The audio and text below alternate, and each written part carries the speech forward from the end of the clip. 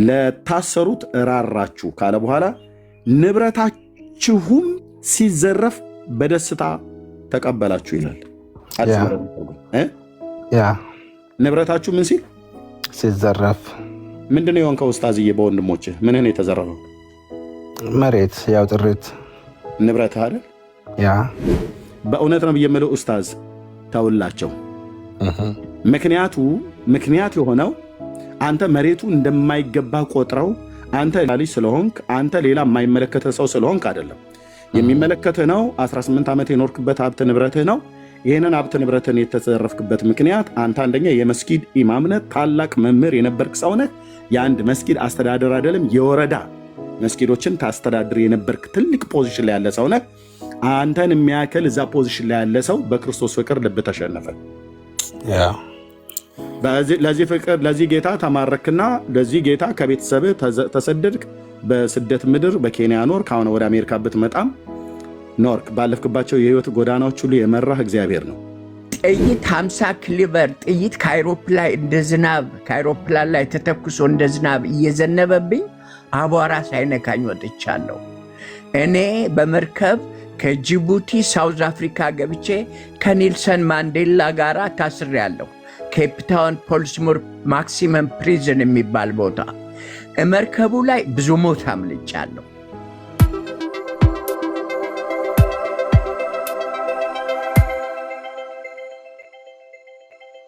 ስላላችሁ ከሚስት ጋራ ችግር አለብህ፣ ከባልሽ ጋራ ችግር አለብሽ፣ አልተለያያችሁም ተብላችሁ ተለያዩ ተፋቱ ተብሎ እንዳይባል አንድ ቤት ውስጥ ነው ያላችሁት። አንድ ቤት ውስጥ ነው ያላችሁት፣ ግን የተፋታ ሰው አይነት ህይወት ነው የምትኖሩት።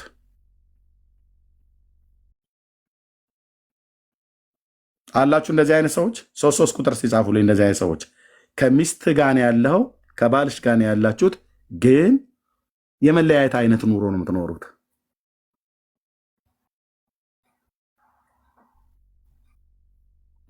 እሺ የሺ ሜላ ጆይ 3 ሰዎች አይቻለሁ።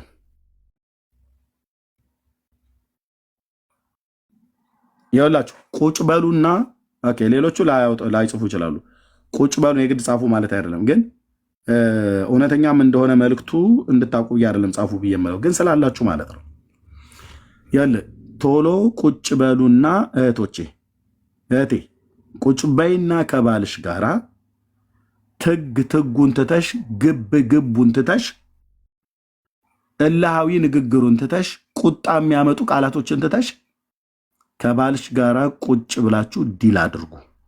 ወንድሜ አንተ ኢትዮጵያዊ ወንድሜ፣ ኤርትራዊ ወንድሜ ግቡን ትተህ እልሁን ትተህ አርፈሽ ቁጭ በይ። ሴት ቅዥ ሲል አስፈላጊ አይደለም። ልትሰሚኝ ይገባል። እኔ ነኝ ራሴ ሆንኩትኝ። አንቺ ዝም በይ። እኔ ነኝ የምወስነው። የአንቺ ሀሳብ አያስፈልገኝም። አንቺ ማድረግ ያለብሽ ልጆቹን ማጠብ፣ ቤት መወልወል፣ ወጥ መስራት፣ ስፈልግሽ አልጋ ላይ መተኛት። ከዚህ ውጭ አንቺ ሌላ ነገር እንድታወሪ ብለህ የምትለው ሰውዬ እየሰማኝ ነው ወንድሜ። ቶሎ ከሚስት ጋር ቁጭ ብለህ አክብረሃት ስምሃት በጥንቃቄ ከሚስት ጋር ቁጭ ብለህ ዲል አድርግ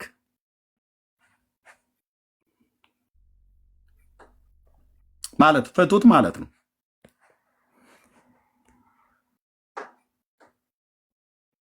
እሷ በድለኛል ብላ የምትልህን ነገር ስትነግር በነጥብ ስታስቀምጥልህ ስማት።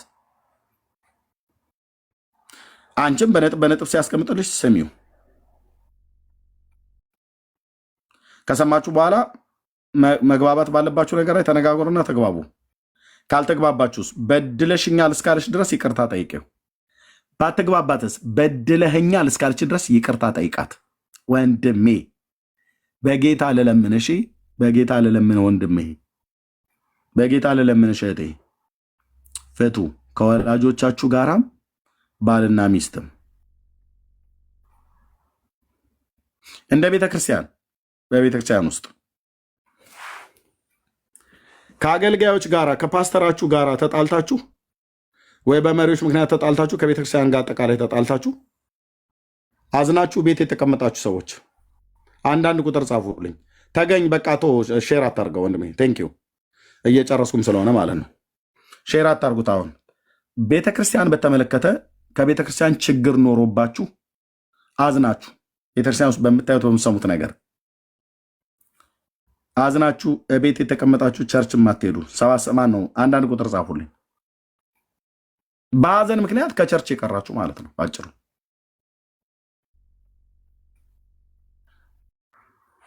በጌታ ፊት ጸልያ ጆዬ ጆ በደሉ ከአቅም በላይስ ሲሆንስ ኤርሚ በጌታ ፊት ጸልዩ፣ አቅም እንዲሰጣችሁ፣ ይቅር የምትሉበትን አቅም፣ ምሕረትን የምትሰጡበትን አቅም እንዲሰጣችሁ ጸልዩ። እንደዛ ሊሆን ይችላል። የአንዳንዱ ሰው በደል እኮ ሲበድል ልንሸከመው እስከማንችለው ድረስ ነው የሚበድሉ። በቤተ ክርስቲያንም በባልና በሚስትም በወላጆችና በልጆችም በስራ ቦታም ላይ ከሰዎች ጋር ችግርና ነገር ያለባችሁ ያልተፈታ ያልተቋጨ ያልተዘጋ በምህረት ይቅር በሉ። አሁን ታች አንዷ ስጽፍ ነበር አያቴ ይቅርታ ሳልጠይቃት ሞተች አለች። አንቺ ነበር የበደልሻት እህቴ? አያትሽን አንቺ ነበርሽ የበደልሻት እህቴ?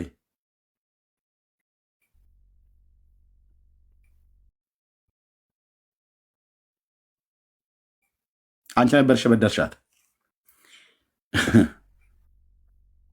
ረግመውሻል አሁን አንቺ አያትሽ እህቴ። አሜን።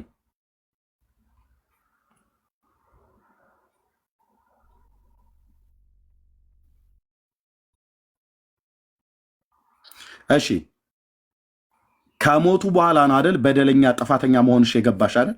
ተጸጸትሽ አይደል? አዝናብሻለች።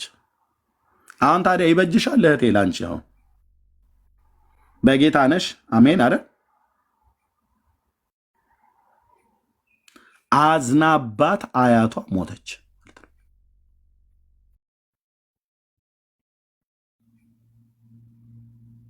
ታውቃላችሁ የኔ አያት አልኩ ረገመቻት ያጎቴን ልጅ። ለምን? ያሳደገቻት ልጇ ናት። ለምን? ያለ አግባብ ነገር ተናገረቻት።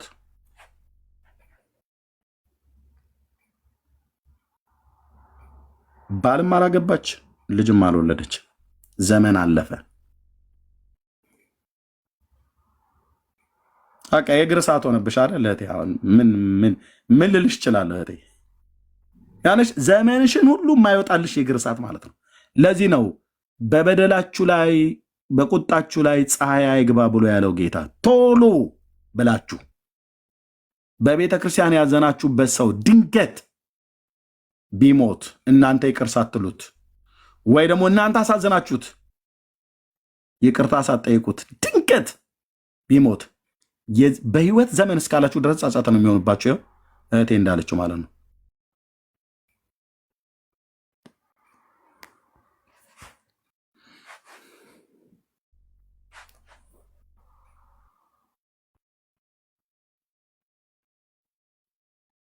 ለዚህ ነው በህይወት እያሉ ጠይቁ። ከዛሬ ጀምሮ ጠይቁ። እሺ ገና በህይወት እያሉ በህይወት ያሉትን የደረሳችሁባቸውን ጠይቁ። ይቅርታ ማለት ቁጭ ብለህ ጠይቃት ሚስትህን።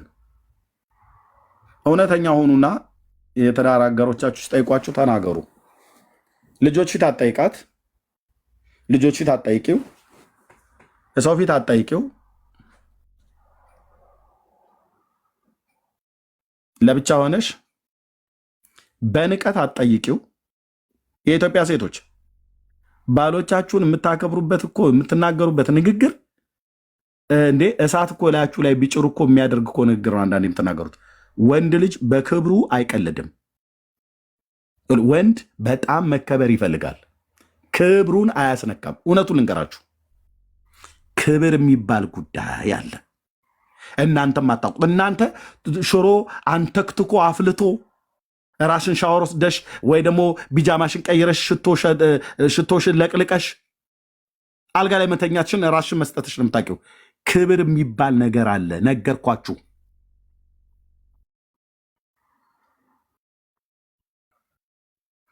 ክብር ከማውራት ሁሉ ይጀምራል። ሴትም መከበርን ትፈልጋለች። ሰው ነውና ሰውን ባሎችም ሚስቶችን ማክበር አለባቸው፣ ሚስቶችም ባሎችን ማክበር አለባቸው። በንግግር ውስጥ ሪስፔክት ማድረግ አለብን።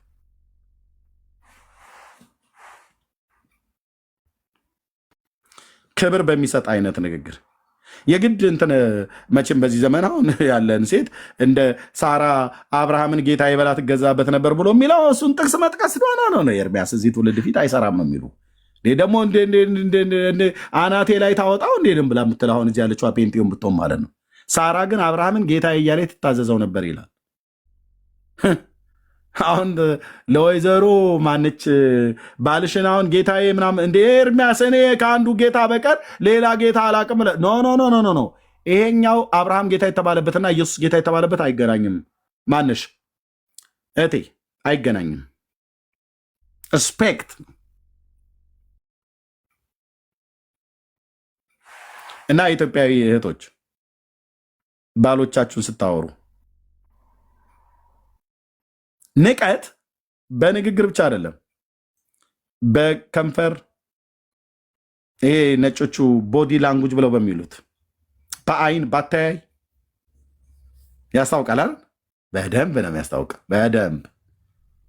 በደንብ ያስታውቃል። ያውም የኢትዮጵያውያን እህቶች ላይ ደግሞ በደንብ ያስታውቃል። ወንዱም ላይ ልክ እንደዚሁ ማለት ነው። ከንፈሩን ወደ ጎን ይለጥጠዋል። ምን ማለት ነው? ሚስትህን ስታወራት እንደዛ እያልክ እያወራ እኔ እኮ ስናገራት እኮ አሰማሚ ኤርሚያስ እንዳትሰማ አድርገህ በሚል አይነት ገጽታ ፊትህ ላይ እንደዛ እየታየ ከንፈርን ጠምዝዛ ግንባርህን አኮሳትረህ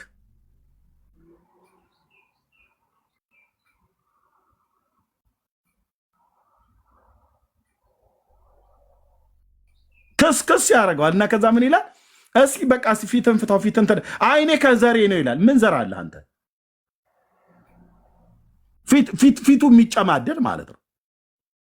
ምን ነው ሌሎች እህቶች እና ሌሎች አካባቢ ላይ ስትሆን እንትን እኮ ምንድን ነው ተቆልቶ ገና እየፈነዳ እንዳለ ፈንዲሻ እኮ ፍክት ነው የምትለው። እሷ ጋር ግን ስትመጣ ጮጎጊት የምትሆንበት ምክንያት አለ ወንድ ማለት እና ሪስፔክት አድርጋት አውራት እና ጠይቃት። ቀስ ብላችሁ ባሎች፣ ጌታ ኢየሱስ ምስክሬ ነው፣ ሚስትን ቀስ ብለህ ጠይቃት። እኔም ድጋሚ ጠይቃለሁ። እውነቴን ነው የምልህ። ለብቻ ወስጄ ልጆቹ ትምህርት ቤት ሲከፈት ለብቻ ስለማገኛት ማማ በጌታ ንገሪ ነው የምላት። ኦኬ አዎ ንገሪኝ፣ ምንም ሳትደብቂ ንገሪኝ። እሷ ደግሞ ተነግረኛለች ሚስቴ ሳትደብቅ። አይ አንቺ ነሻ የዛን ቀን አታስታውሽም? ኖ ቸች በል ሚዩት አድርግ። ኤርሚያስ ነው የሚባለው። ሚዩት አድርግ። ሀና ፊት ሚዩት አድርግ። ምን ከንፈርህን ሚዩት አድርግ። እዚህ ቲክቶክ ላይ እንደምታወራው አይደለም። ሚዩት አድርግ። ራሱን በራሱ ማዘዝ አለበት ኤርሚያስ። እስከ ዶቃ ማሰሪያም ድረስ እንደተባለው ካለ ትንገረኝ በደሌ እና ይሄ ነገር አሳዝኖሻል? አዎ። አይ ይሄኛው እኮ ማለት በአለቃ ኪዳነ ወልድ ክፍሌ መዝገበ ቃላት ስታዩ ብዬ ወደ ማብራራት አልሄድም። ይቅርታ በሌለበት ብራዘር ይቅርታ። በደስታ ተክለ ወልድ መዝገበ ቃላት ላይ እኮ ይሄኛውን ቃል ብታዩ ብዬ 10 መዝገበ ቃላቶችን ፊት ለፊት ያምጥቼ የተናገርኩበትን ቃላት ለማብራራት ለማስረዳት ማማፊት ስታተር መገኘት የለብኝም። አጭርና ግልጽ በድያለሁ፣ በደሌ ነግራኛለች። ይሄ ሁሉ አንቺን የበደልኩበት ነው። አዎ። ይሄ ሁሉ አሳዝኖሻል? አዎ። ቀጥሎ የእውነት ይቅርታ አለቅ።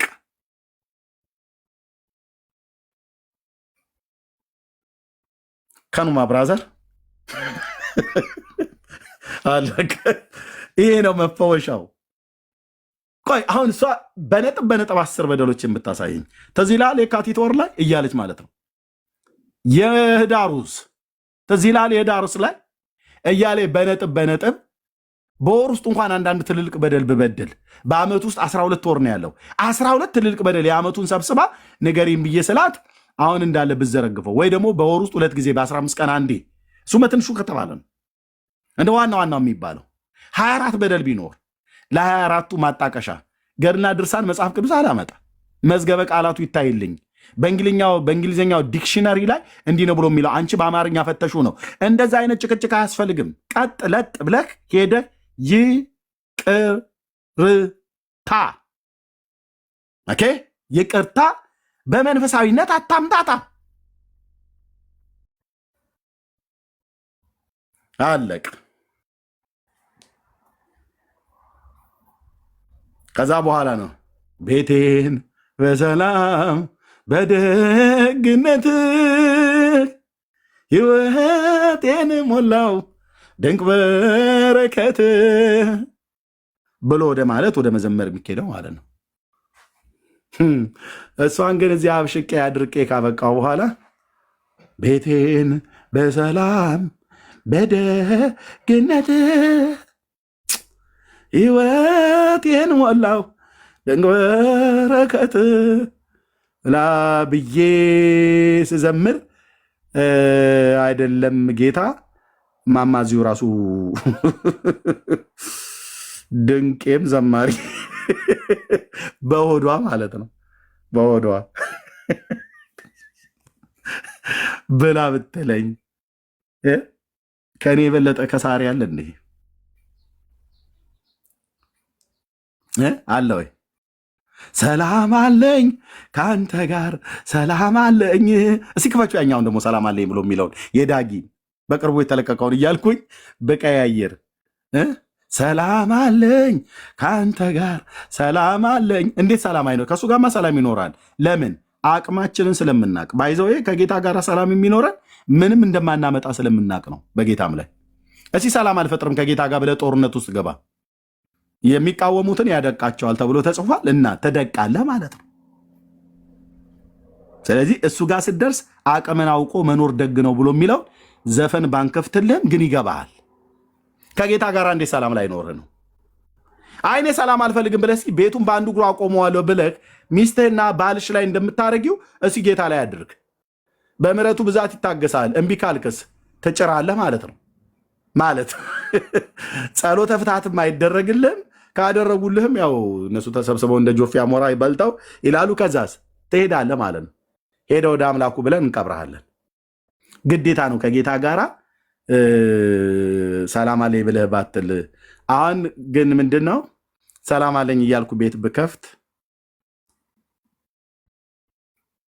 ከባልሽ ጋራ ሰላም እንደሌለሽ እያወቅሽ ከሚስት ጋራ ሰላም እንደሌለ እያወቅ ሰላም አለኝ ከአንተ ጋራ ብለን ብንል ፌር ነው ወይ ወንድሞች?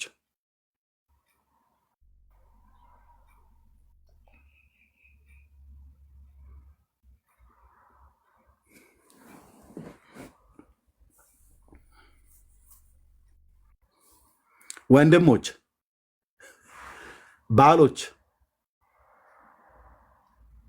ባሎች ሚስትህን ለብቻ ውሰድና ልጆች በሌሉበት ከወደቅም እግሯ ላይ ወድቀህ ከተጋባን ጊዜ ጀምሮ በህይወት ዘመኔ ምልልስ ውስጥ በንግግሬ በድርጊቴ በድዬሽ ይቅርታ ባልጠየቅኩበት አንተ የምታስታውሰውን ጠርተ በዚህ ጉዳይ ላይ ይቅርታ እኔ ደግሞ አላስታውሰውምና አንቺ የምታስታውሽውን ንገሪኝ ብለህ ከንግግር ጀምሮ ፍቅር የተሞላበት እንዳልኩ ግንባርህን ግስል ላይ መስል ቋጥረህ ይቻላል እሰጥሃለሁ ኡስታዝዬ፣ ግስል ላይ መስል ቋጥረህ ግንባርህን እንደዛ እንኳን ብታወራት ያውቃሉ። ሴቶች እንደሆነ በደንብ ነው የሚያነቡት። ታውቃለህ፣ ሴቶች ማለት የኤክስሬ ማሽን እንደማለት ነው። ሌላኛው በደንብ ነው ወንዶችን የሚያነቡን፣ በደንብ ነው የሚያነቡን። የእኛ ነገር ያው ፊት ለፊት ነው። ታውቃለህ፣ ወንዶች እንደዚህ ፊት ለፊት በቃ ብዙ ጊዜ ጉልበት ላይ ነው የምናተኩረው።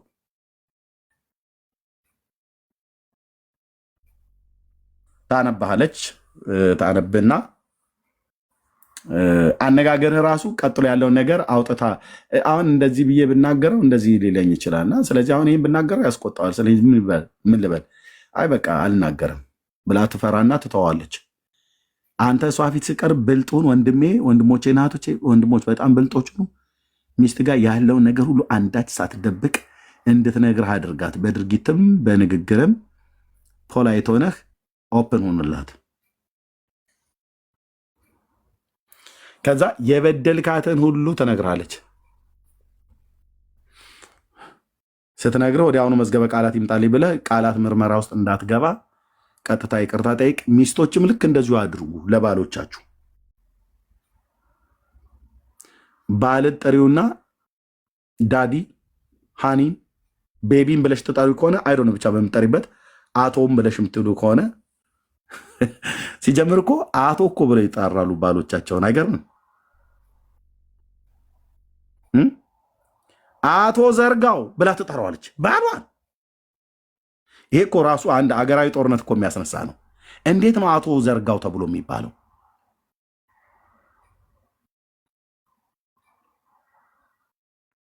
የፍርድ ቤት ሸንጎ እንደሚጠራው አድርገሽ አንቺ ባልሽን አቶ ብለሽ የምትጠሪው ምን ለማለት ፈልገሽ ነው?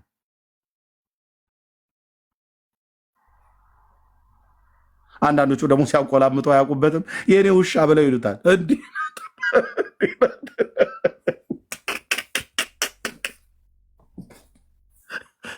አንቺ አቆላምጠሽ ሞተሻል።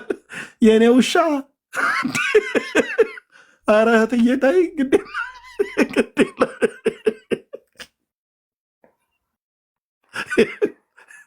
በጠጣ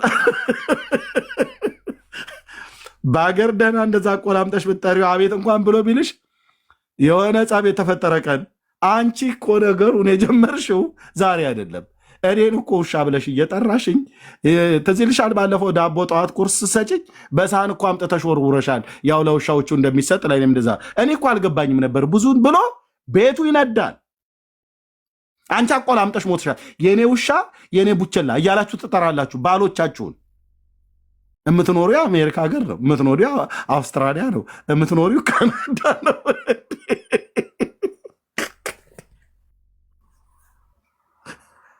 ላልጠፋ ቁልምጫ ላልጠፋ ቁልምጫ ወገን ተው ተው። ቢያንስ ወይ ልጆች ካለች በመጀመሪያ ልጅሽ አባት ጠሪው። የኔ እናት እንደዚህ ሙሉ ስሙን ጠርታ አባቴን እንደዛ ጠርታ አታውቅም። አባ ሰለሞን ነበር የምትለው። የመጀመሪያ ልጃችን ሰለሞን ስለሚባል ማለት ነው። ሀደ ሰለሞን ነበር የሚጠራት ፋዘር። በመጀመሪያ ልጆቻቸው እንደዚህ ይጠራራሉ ማለት ነው። አንተ የኔ ቡችላ ማን የኔ ቡችላ የኔ ቡቺ በላይ ስትዩ ኢትዮጵያዊ ወንድ ቆይቶ ነው የሚመጣው። ላልጠፋ የቁልምጫ ስም ሌላ ፈልጉለት። እኔ አሁን አንድ ቀን ሀና ብዬ አንድ ቀን ብቻ እንደዚህ ተናድጄ ወይዘሮ ሀና አልኳት። ምን አለች? እንዲህ ብዬ ጠርቼ አላውቅም። የዛን ቀን ምን ክፉ እንደተጠናወጠኝ ወይዘሮ ሀና አልኳት ብዬ እኮ አላውቅም አልኩ። በ16 ዓመት ትዳር ጉዞ ውስጥ ማማ ነው ብዬ የምጠራት እንደወረደ አልኩላ። ጦስ ማዕት ላይ ልሰበስብ በቀኛው ለኝ ብዬ ወጥቼ እና ስትጠሩ ሁሉ ጭምር ማለት ነው። ነገር ፍለጋ ሀንዬ በእውነት ነው ብዬ የምልሽ ነገሩ ትዕግስተኛ ስለሆነች አለፈችኝ። ማማ ነው ብዬ ጠርቻት ማቀ አንድ ቀን ኤርሚ ብላ ከማለት ወይ ደግሞ ላብ ብላ ከመጥራት ውጭ በሌላ ጠርታ አቶ ኤርሚያስ ብላ እንኳን ጠርታኝ አታውቅም።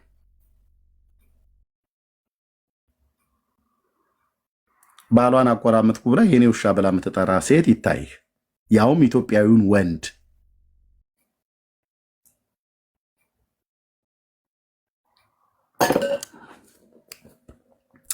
እና ተባረኩ፣ ቤታችሁን ጠብቁ፣ ይቅርታ ተባባሉ። ለብቻ ወስደህ ጠይቃት፣ ለብቻ ወስደሽ ጠይቂው። ምን ብለሽ ባልሽን በቁልምጫ በምጠሪውም ካለ ወይ በዋናው ስሙ ጠርተሽ እስከ ዛሬ ድረስ ያሳዘንኩ ነገር ካለ ንገረኝ። ጌታ ኢየሱስ ምስክር ነው። ብዙ ኢትዮጵያዊ ባልና ሚስት እንደዚህ ብለው አይጠያየቁ።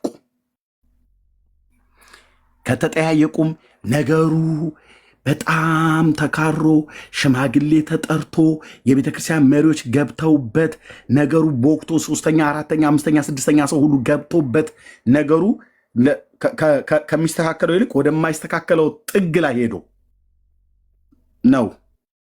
ያኔ በደልን ለመናገር ሽማግሌ ፊት አምጣ ሰዎች ሰብስብ እነግርሃለሁ ብሎ የሚሉት ለምን ለብቻ አትነግሪውም ነበር? ሽማግሌ ፊት ጠርተህ ስታወራት ሌሎች በአዳም ባሉበት ጉዷን ገበናዋን ገበናዬ ብላ የምትለውን ነገር ሰዎች እንዲሰሙባት ስታደርግ እያስቆጣት ነው። ኦኬ አንቺ ጠርተሽ ጓደኞችን የቤተክርስቲያን ሽማግሌዎች የቤተክርስቲያን መሪ እንኳን ቢሆን እኮ ብዬ የምላችሁ አስቀድማችሁ በግል ቁጭ ብላችሁ ያልፈታችሁትን ፓስተር ፊት ሄደሽ ስትነግሪው ነገሩን እያወጣሽበት እንደሆነ ስለሚያውቅ ልቡ እንደሚያዝን ልንገርሽ እህቴ። ለምን ሁለታችሁ ተነጋግራችሁ ልትፈቱት የምትችሉትን ጉዳይ ሌሎች እንኳን ሽማግሌ ባጨምሪ ፓስተሩን እንኳን ብቻ በመጨመርሽ ወደ ውጭ እንዲወጣ ሆኗል ማለት ነው። እሱም ሆኖ እንኳን በይቅርታ ብትዘጉት ችግር የለውም። ፓስተሮቻችን አይስሙ እያልኩ አይደለም። መስማት ባለባቸው ነገር ላይ ሰምተው ማስታረቅ አለባቸው። እውነት ነው። ሌላ ዓለማዊ ሰው ሄዶ ሰምቶ ከሚያወራ ወደ ፓስተሮቻችሁ ለቤተክርስቲያን ሽማግሌዎች ብትነግሯቸው ነገሩ ይፈታል ማለት ነው። ኖ ሙና ነገሩ ሳይዘረዘር ይቅርታ መጠየቅ አይቻልም። ለምን መሰለሽ እህቴ አለባብሰው ቢያርሱ ባረም ይመለሱ ይላል የአገሬ ገበሬ። እኔ ገበሬ ስለሆንኩ ማለት ነው። ለምን በይ ነገ በጉዳዩ ላይ ድጋሚ ስለምትመለሱበት ችግር ሳይዘረዘር ዘርዘረሽ መንገር አለብሽ። ኦኬ ዘርዘረሽ መናገር አለብሽ። ኦኬ ወንድም ቢበድልህ ነው ብሎ አይደል ብሎ የሚለው ሉቃስ 17 ላይ አዎ አንተና እሱ ሆናችሁ መጀመሪያ ሄዳችሁ ንገረው ይላል። ንገሪው። አንቺን አልሰማ ብሎ ካለሽ ሁለተኛ ሰው ይዘሽ ንገሪው። እሱ አልሰማ ብሎ ካለ ፕሮሲጀሩ ከዛ ላይ ቤተክርስቲያን ይላል። ንገሪው። በመጀመሪያ ምንም መዘርዘር ነው ያለበት። ተዘርዝሮ መነገር አለበት ምንም ሳታስቀሩ። እግዚአብሔር እንደዚህ አይነት ልብ እንደሚወድ ልነግራችሁ እወዳለሁ። ምስክሩ ነኝ እኔ። ወንድሞች እናቶች ያልኖርኩትን አይደለም የምነግራችሁ፣ የኖርኩትን ነግራችኋለሁ። እውነተኛ ሁኑ። ምንም እንዳትደብቅ፣ ምንም እንዳትደብቂ።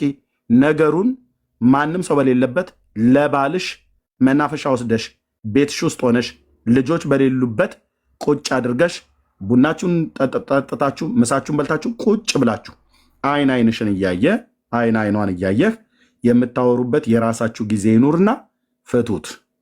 በጌታ ፍቱት። በጌታ እለምናችኋለሁ ፍቱት። አንዳችሁ ሌላችሁን ፍቱ ማለት ይቅር ተባባሉ፣ ይቅርም ትባላላችሁ ብሏል። ቤታችሁ ሲፈወስ ታዩታላችሁ ወንድሞች እናቶች። ትዳራችሁ ሲፈወስ፣ በረከታችሁ ሲፈወስ ታውቁታል። ጤንነታችሁ ሲፈወስ ታዩታላችሁ። አንተ በበሽታ እየማቀቅ ሚስትህን አሳዝናት በድልሃት ወደ እግዚአብሔር በብርቱ ብጮህ ጸሎት ይከለከላል። ነው በንግግር ማማምን ከሆነ ቁጭ አድርገሽ ነገር ይወቴ በጣም ተደጋግሞ መነገር አለበት። በንግግር እንዲያምን ደግሞ የምንናገርበትን ድምፀት ማወቅ አለባሽ እህቴ። የምንናገርበት ድምፀት ማለት ነው። የአንዳንዶች ሴቶች ንግግር ባሎቻቸውን ቁጭ ብለው እንዲሰሟቸው የሚያደርግ ንግግር አይደለም። ድምፅ ንግግር ቮይስ ቶን የምናወጣው ማለት ነው። እሺ በለሽ እንደዚህ ምናምን ነገር የሚጀመር ማለት ነው። ለምሳሌ ስንናገር እንጮ ከሆነ አትጩ። ስንናገር እንቆጣ ከሆነ አትቆጡ። ስንናገር ቦዲ ላንጉጅ ላይ ፊት ለፊትሽ ላይ ቅንድብሽ ላይ አይንሽ ላይ አታያሽ ላይ ከንፈርሽ ላይ የምታሳዩት ወንድ ያነባል፣ ሴትም ታነባለች።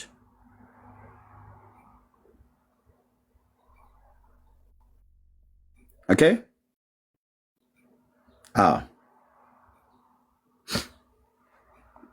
ናግባ፣ እስኪ ናግባ። ዮሴፍ አሳየኸኝ እንደፈለገ እየተሳደበ እያዘነ ይቅርታ መጠየቅ አንተ ሳታስተምር ለምን ታስተምራለህ አለ። ናግባና እስኪ በደሌ ንገረኝ። ናግባ ይልኬልሃለሁ። ኢንቫይት አድርጌሃለሁ። አላቅህም እኮ እዚህ ሲጀምር ወንድሜ እና እስኪ ናግባ አንተ እግዚአብሔር ልጅ ከሆንክ ይልኬልሃለሁ።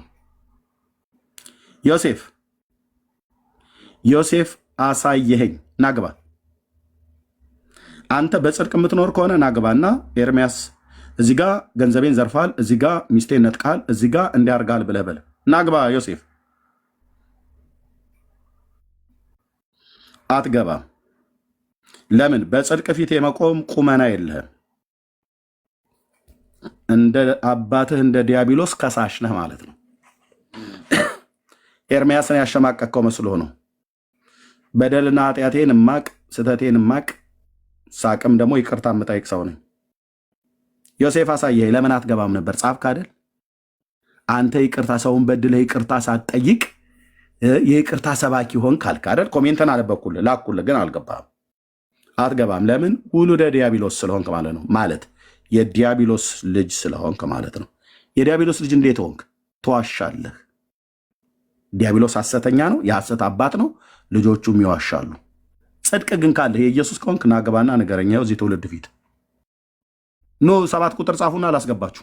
ኤርምያስ ሚስቴን ነጥቀኸኛል፣ ገንዘቤን ዘርፈኸኛል፣ ያለ አግባብ በድለኸኛል ብሎ የሚል በነጥብ መቼ የት እንደሆነ የሚነግረኝና ይቅርታ እንድጠይቀው በደል የሚነግረው እኔ እንደዚህ አደባባይ ላደርጋለሁ።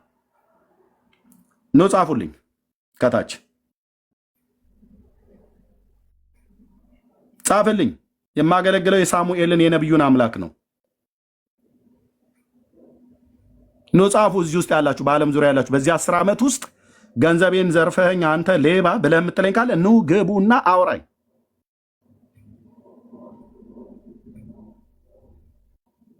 ወፍ የረዳኸኝ ኢየሱስ ለዘላለም ስም ይባረክ። አቅም ጉልበት የሆንከኝ ኢየሱስ ለዘላለም ስም ይባረክ። ወፍ አልኩ። በጽድቅ ፊት አትቆሙ፣ የዲያብሎስ ልጆች ካልሆናችሁ በስተቀር ማለት ነው።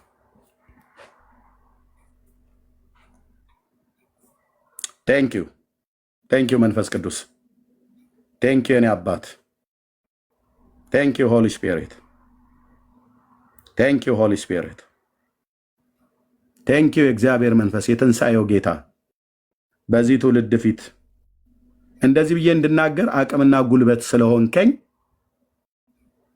እንደ ሰው አልስትም፣ እንደ ሰው አልበድልም ማለት አይደለም። በአንተ ፊት ራሴን አልደብቅም። የበደልኩትን በደልና ኃጢአቴን በፊት እናዘዛለሁ። የበደልኳቸውንም ይቅርታ ጠይቃለሁኝ። በአደባባይ እያረኩት ነው ያለሁትኝ። ይህንን የዲያብሎስ ልጆች የሆኑትን እንደዚህ ነው ማንጫጫህ በጽድቅ ማለት ነው። አንዳችሁም አትመጡ። አስተላልፉላቸው ለሌሎች ስላልሰሙ። አንዳችሁም አትመጡ። አንድ ሰው ለምን? አለ ምክንያት ሰው ለመበደል ብዬ የሚሄድበት መንገድ የለም። አለ ምክንያት የማንንም ገንዘብ አንዳች ቅንጣት ድንቡሎ ሽራፊ አለ ምክንያት የዘረፍኳችሁ፣ የወሰድኩባችሁ፣ የነጠቅኳችሁ፣ ያታለልኳችሁ የለም።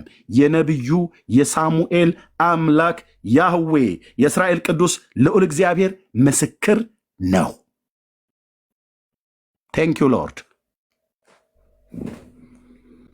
ቴንኪዩ ሎርድ።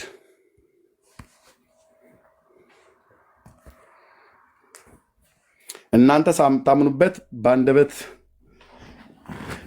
ቅልጥፍና በጭሉሌነት ተብሎ በሚባል እንደዚህ ዘራፊ ዱርዬ ሰው አይደለሁኝም።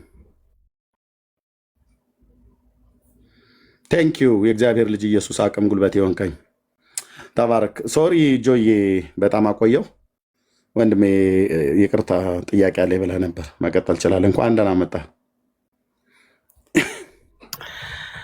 እንኳን በሰላም ቆየኝ ኤርሚ። ሁላችሁንም ሰላም ብያለው። እንዴት አመሻችሁ? እንዴት ዋላችሁ? ጌታ ይባረክ። ተባረክልኝ። የኔ ጥያቄ 2-3 ይሆናልና ሁለቱ ምስክርነት ያዘለ ነው። 2015 ቤተሰቦቼ ወደ ናይሮቢ ኬንያ ሲመጡልኝ መሬት ከነቤቱ ተወሰደብኝና ጨረፍታ በፊትም እዛ ናይሮቢም እያለሁ ተናግሬ ያለውኝ ያ መሬቱ ሲወሰድብኝ ከወንድሞቼ ተጣላው። በዛ በተወሰደው መሬት ምክንያት ከወንድሞቼ ተጣላውኝና ታላቅ እናቴ የምትጠራበት ታላቃችንና የመጨረሻው አሁን ከኔ ኋላ አንድ ብቻ ነው ያለው። ከእርሱ ጋር ተጣላን። በጣም ክፉኛ ተዘጋጋን። ምክንያቱም መሬቱ ሲወሰድ ከወንድሜ ከታላቄ ጋር ፍርድ ቤት የቆመ የለም። ለዛ ክርክሩ እኔ ከዚህ ብር ስልክ እዛ ምረዱኝ ከወንድሜ ጎን ባለመቆማቸው አዘንኩባቸውኝና 2018 እና 2019ም ሲሄድ በጣም ልቤ አዘነ በዛ ጉዳይ። ታላቁ እንደ ታላቅነቱ ቀርቶ እኛ 4 ነንና ወንዶች ለታናሽየው ብላ እናቴ ያኮረፈችኝ። ለታናሽየው ብላ እናቴ ስታኮርፈኝ እሱን ለመርዳት ብታዝኝም ይዘኝብኝ አልችለውም አልኳትና ጥቂት ጊዜ አኩርፋኝ። ከዛ በኋላ እሷን አባብያት መለስኩኝ። አሁንም ብሆን ልቧ ደስተኛ አይደለም። እሱንም አሁን የተናገርከው እኔን አይቴ ስላልተናገርክ ከውስጡ ጌታ የተናገረኝ ብዙ ነገሮች አሉና እሱን አስተካክለዋለሁ። ሌላኛው ደግሞ ናይሮቢ በነበርኩበት ጊዜ ወደ $2500 ተበድሮኝ 2017 ማለት ነው ሱቅ ነበረኝና 2021 ወደዚህ ሀገር ይመጣል። ወደዚሁ ሀገር መጥቶ ብሩንም ሳይመልስልኝ መጣ። ከዛን በጣም ተጣላን፣ ብዙ ነገር አደረገን። እሱን ሰው በፌስቡክም በሁሉ ነገር ብሎክ አድርጎኝ አዝኜበታለሁ፣ አሳዝኖኝ አዝኜበታለሁ። እሱንም ይቅርታ ልጠይቀው ብሩንም ከልክሎኝ ራሱ ብሎክ አድርጎኝ፣ እሱንም ምን ላደርገው? እንደ ወንድም ነው የምትመክረኝ? የእናቴን አስተካክላለሁ፣ እሱ ችግር የለውም። መሬት የወሰዱብኝ ሰዎች አዝኜ ጌታ ይፍረድ ብዬ ወንድሜንም ከልክየው የቀራው 2017 ሴት ልጃቸው ናይሮቢ ትመጣለች፣ በስደት ማለት ነው።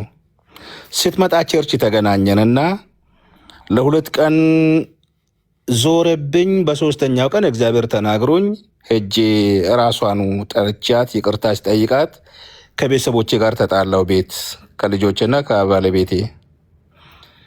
እሷን ብቻ ይቅር በማለትህ ነው አንተ መንግስቱን የምትወርሰው ስትለኝ፣ አሁን አንቺ ባለቤቴ ነሽ፣ እርሷ ግን በጌታ እህቴ ናት። አኩርፊያት ጌታን ማገልገል ስለማልችል ይቅርታ አድርጌላታለሁ አልኩኝ። ከዛን ተቅበዘበዘች፣ ብዙ ነገር ሆነች። እሷ ተመልሳ ኢትዮጵያ ገባችና እዛው አገባች። ያንን ፈታው፣ እግዚአብሔር ፈታኝና ፈታው። አሁን ሌላኛው እስከ አሁን የከበደኝ ነገር ምንድን ነው? አንተ አምላካችንና ሃይማኖታችን ትሳደባልክ፣ አሁንም ማገልገሉን አላቆምክም በሚል ባለቤቴ ለቤተሰቦቼ ተናግራብኝ፣ ቤተሰቦቼ ኢቭን ትናንትና ደውለው ጠየቁኝ። ለምንድን ነው ቤት ውስጥ ያለው ጭቅጭቅ እኛ ጋር እስክደርስ የደረሰው? ለምንድን ነው የነገሩኝ? አባታችን ይሳደባሉ፣ ይሰድቡብናል በሚል ነው እንደሚል ያስደወሉትና፣ አይደለም አምላካችን ይሰድባል ይበሉ እንጂ እኔ አምላካቸውን በመሳደቤ ለምንድን ነው እናንተ ጋር የሚደርሰው ነገሩ? እዚህ ጋር መፍታት ስንችል እንዴት ወደዛ ይሄዳል የምለውን ነው። ቤት ውስጥ ራሱ ቅድም በውስጥ አውራኝ ብያለሁ፣ ብዙም አላውራቸው ነገሮች አሉ እዚህ ላይ እና አገልግሎቱን ካላቆምክ የሚል አለመግባባቶች አሉ። ስቲል እኔ አገልግሎቱን ማቆም አልችልም፣ የዳንኩበትን ነው። ይሄንን ደግሞ ከዚህ አልፎ ወደ ኢትዮጵያ ሄደዋልና እንዴት ነው የማረገው? የ2017ቱን በይቅርታ ውስጥ ያገኘሁትን በረከት ከዚህ በፊትም ተናግሬ ያለሁኝና 3ኛው ልጄ ከጓደኛው ጋር ተጣልቶ ጥርሱ ወለቀ። ያንን ይቅር በማለቴ እግዚአብሔር ራሱ 3ኛ ጊዜ ጥርሱን አብቅሎልኝ የትኛው ጥርሴ ነው የወለቀው ብዬ ስጠይቀው እኔ ራሴ አላቅም እስከምል እግዚአብሔር ተአምርን ሰርቶልኛልና ይቅርታን ምንና ታውቃለሁ። ይሄ ነገር ግን ክርስቶስን ማገልግልህን አቁም፣ ስለ ቁርአን መናገርህን አቁም በምለው የሚደረገው ክስ እንዴት ብዬ ነው መተው የምችለው የምለውን ጥያቄ ካበዛውብህ በእንትን ትጠይቀኛለህ። ችግር የለውም። ያ ይሄንን ነው። ቴንኪዩ ጆዬ ኡስታዝዬ፣ ተባረክ። እግዚአብሔር አምላክ ረድቶሃል፣ አግዞሃል። እንዳንተ አይነት የሃይማኖት መሪ የነበረ ሰው ከዛ ካለ መንፈሳዊ በነበርክበት ሃይማኖት ውስጥ ያለህ እውቀትና ያለህ ተሰሚነት ያለህ ተደማጭነት ክብሬ ሳትል ለክብሩ ስሜ ሳትል ለስሙ ብለህ አምነህ ጨክነህ በዚህ ባለፍክባቸው የህይወት ዘመን ስለ ስሙ ተሰደህ ከሞትም ያመለጥክ ሕያው ምስክር ነህ፣ ስለ ጌታ ስለ ኢየሱስ ማለት ነው። እንዳንተ አይነት ሰዎችን ከሌላም ሃይማኖት ከእስልምና ሃይማኖት የመጡ በሃይማኖቱ ቤት ትልቅ እውቀት ያካበቱ ትልልቅ መምህራን እንደዚህ ስናይ በጣም እገረማለሁ እኔ፣ ጌታ እግዚአብሔር በሚያውቀው ማለት ነው። እና ጌታ ረድቶሃል ኡስታዝዬ፣ በእውነት ለመናገር የእግዚአብሔር ጸጋ የእግዚአብሔር አብሮነት እንደውም ከአንተ ህይወት እንሰማለን ጌታ ቢፈቅድ ያለፍክባቸውን የህይወት ምስክርነት ብትነግረን ለብዙ ትውልድ መፈወሻ ምክንያት ስለሚሆን ማለት ነው። ኦኬ፣ የጠየቀኝ ጥያቄ እኔ እንግዲህ ባለኝ በጥቂቱ እውቀቴ ባለኝ መረዳት መሬትህን የነጠቁ ወደ ጌታ በመምጣት ምክንያት ነው አይደል? አዎ። በቃ ከማዘርጋ ያለው ነገር ልትፈታው እንደምትችል እንዳወቀ ሁሉ ወደ ጌታ በመምጣትህ ምክንያት ቀድሞ ከዛ ቤተሰብ የተገኘነ አሁንም ቤተሰብህ ናቸው፣ ወንድሞች እህቶች ናቸው፣ እናት ናት፣ አባት ነው፣ ዘመድ ጎሳህ ትውልድህ ነው። የተወለድክበት ቀዬ አካባቢህ ያ የእናንተ ርስት ነው። እንደማናቸውም እህትና ወንድም የራስ የሆነ ርስት ነበረህ። ጌታ ኢየሱስን በማመንህ ምክንያት ነው ርስትን የተነጠቀው ማለት ነው። ያ ዕብራውያን መልእክት ላይ ትዝ ይልሃል አይደል? እግዚአብሔር ቃል ምን እንደሚል መጽሐፍ ቅዱስ የላምጣ እንዴ? ቅዱሳንን ስላገለገላቸው ነው? አይ አይደለም። ኦኬ።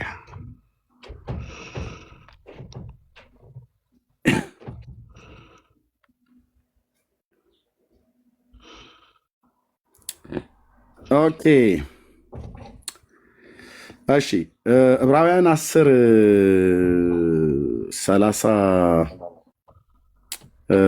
34 አካባቢ ላይ ማለት ነው።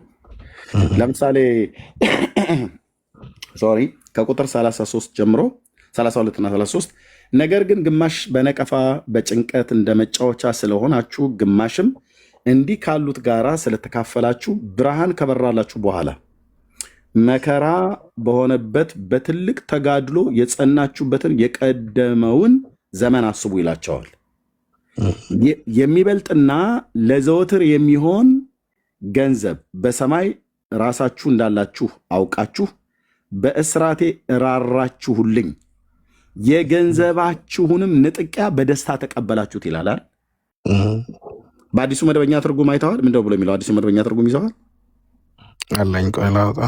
1034 እሱ በቆንጆ ምናልባት አዲሱ መደበኛ ትርጉም 1034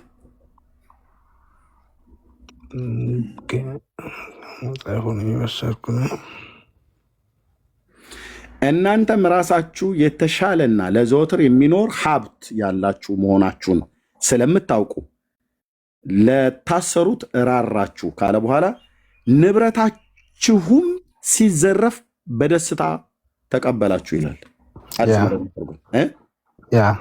ንብረታችሁ ምን ሲል ሲዘረፍ ምንድን ነው የሆንከው ኡስታዝዬ? በወንድሞችህ ምንህን የተዘረፈው? መሬት፣ ያው ጥሪት ንብረት አይደል? ያ እነዚህ ቅዱሳን ወገኖች በደስታ ተቀበሉት አይደል? ያኔ ያ እዛ ላይ አሁን የምጨምርልህ ወንድሜ የደርግ ወታደር ነውና የሰርቶ መሳያ ዘበኛ ነው፣ መሳሪያ አለው። እኔ ልጆችን ወደ አንተ ልኬ እነኝም ቤተሰቦች በመሳሪያው ረሽኛቸው እመጣለሁ ስልኝ እግዚአብሔርን ፍራ ነው ያልኩት። አሁን ወንድምነት ነው ካሞን እነዚህ ቅዱሳን ንብረታቸው ሲዘረፍ በደስታ ተቀበሉት አይደል? በደስታ ተቀበሉት። አንተ ንብረትን ነው አይደል የተዘረፍከው? የስ የራስን ሀብት ነው አይደል ያጣኸው? እውነት ነው። 18 ዓመት የኖርኩበት። አይ ነው ንብረትን ለማጣት ኡስታዝዬ፣ ንብረትን ለማጣት ምክንያት የሆነ ጌታ ኢየሱስ ክርስቶስን በማመን እሱን በመከተል ነው አይደል? ያ የአባቶቼ አምላክ ቅዱስ ልዑል እግዚአብሔር ምስክር ነው። በደስታ ተውላቸው፣ የሰራዊት ጌታ እግዚአብሔር ቆጥረህ የማዘልቀውን የበረከት ምንጭ ይነድልልሃል። ተውላቸው። በእውነት ነው የምለው ኡስታዝ፣ ተውላቸው። ምክንያት የሆነው አንተ መሬቱ እንደማይገባ ቆጥረው አንተ ሌላ አላልጅ ስለሆንክ አንተ ሌላ የማይመለከተ ሰው ስለሆንክ አይደለም። የሚመለከትህ ነው። 18 ዓመት የኖርክበት ሀብት ንብረትህ ነው። ይህንን ሀብት ንብረትን የተዘረፍክበት ምክንያት አንተ አንደኛ የመስጊድ ኢማምነት ታላቅ መምህር የነበርክ ሰው ነህ። የአንድ መስጊድ አስተዳደር አይደለም የወረዳ መስጊዶችን ታስተዳድር የነበርክ ትልቅ ፖዚሽን ላይ ያለ ሰው ነህ። አንተን የሚያክል እዛ ፖዚሽን ላይ ያለ ሰው በክርስቶስ ፍቅር ልብ ተሸነፈ። ለዚህ ፍቅር ለዚህ ጌታ ተማረክና ለዚህ ጌታ ከቤተሰብህ ተሰደድክ። በስደት ምድር በኬንያ ኖርክ። አሁን ወደ አሜሪካ ብትመጣም ኖርክ። ባለፍክባቸው የህይወት ጎዳናዎች ሁሉ የመራህ እግዚአብሔር ነው። ስለዚህ አባቶቻችን በዚያ ዘመን የነበሩት ንብረታቸው ሲዘረፍ ስለ ክርስቶስ ማለት ነው ሲነጠቁ ሀብት ንብረታቸው ከከተማ ከቤት ሲያሳድዷቸው በደስታ ነው የተቀበሉት። በደስታ ተቀበለው። ተውለት። ለዛ ወንድም ሕያው እግዚአብሔር ምስክር ነው ኡስታዝዬ፣ ተውለት። በዚህ ምክንያት ታላቅ ወንድም መሳሪያ አንስቶ ሄዶ እንዳይገላቸውም ለምነዋል። አንተም እንደዚህ እንዳታደርጉ ተውለት። የሰራዊት ጌታ ቅዱስ የእግዚአብሔር ልጅ ኢየሱስ ክርስቶስ ምስክሬ ነው። ብድራትን በዚሁ ምድር ላይ እነሱ እያዩ እግዚአብሔር በሚበልጥ ክብር ይባርካል። አሜን። በሚበልጥ ክብር አልኩ። ጌታ ኢየሱስ ምስክር ነው። እደውልልሃለሁ፣ በውስጥ ጸልይልሃለሁ፣ በውስጥ እናወራለን። ፕሊስ ኡስታዝዬ፣ አንዱ ይሄን ነው። ተውላቸው መሬቱን። ምክንያት የሆነው ያንተ ንብረት ለመዘረፍ ምክንያት የሆነው ምክንያት አድርገው ለዘረፋ ሀብትን፣ ንብረትን፣ ቤትህን የኖርክበትን ምክንያት ያደረጉት ኢየሱስን ነው። በክርስቶስ ኢየሱስ ምክንያት ነው። እሺ፣ ሌላው በሃይማኖት ምክንያት ሃይማኖታችን እየሰደበ ነው ብሎ የሚለው አንተ ሃይማኖታቸውን አልተሳደብክም። ያለውን ሪያሊቲ ነው የምታወራው። ቁርአንን እንደ ውሃ የጠጣህ ሰው ነህ። በአማርኛ ሳይሆን በአረብኛ፣ በአማርኛ ሳይሆን በአረብኛ ሳይሆን በአማርኛ እያመሰጠርክ በትርጓሜ የምትናገር ትልቅ የሃይማኖት ሰው ነህ። እዚህ ሶሻል ሚዲያ ላይ አይደለም ማንም ከሚባሉት ይልቅ እስልምና መስማት ካለበት አንተ ጋ ነው ሰው መምጣት ያለበት። የምትሳደብ ሰው አይደለህም። ግን በመናገር ለእነሱ ስድብ መሰላቸው፣ ለባለቤት ሁሉ ጭምር ማለት ነው። የተቀረውን በውስጥ አወራሃለሁ። ይሄንን አገልግሎትህን እንዳትተው፣ በምንም አይነት መልኩ እንዳትተው። በዚህ ምክንያት ሰላማችን የቤታችን ተናጋ ብላ የምትል አይነት ከሆነ እህታችን ባለቤት ማለት ነው፣ እሱም በውስጥ ማውራት ያለብን እናወራለን። ደግሞም ከኔ ጋር ጾም ጸሎት ይዘን እንጸልያለን። ብራዘር፣ ያዳነህ ኢየሱስ ያዳነን ኢየሱስ ሚስትህንና ልጆችን ጌታ እግዚአብሔር ወደ መንግስቱ የሚጠራበትን መንገድ እንዲያደርግ እንጸልያለን። ቃል እገባልሃለሁ። አገልግሎቱን እንዳተው። ሶስተኛ ከማዘርጋ ያለውን ነገር ጨርሳለሁ ብለኸኛ። አራተኛው ምን ነበር? አንድ ቀራለ።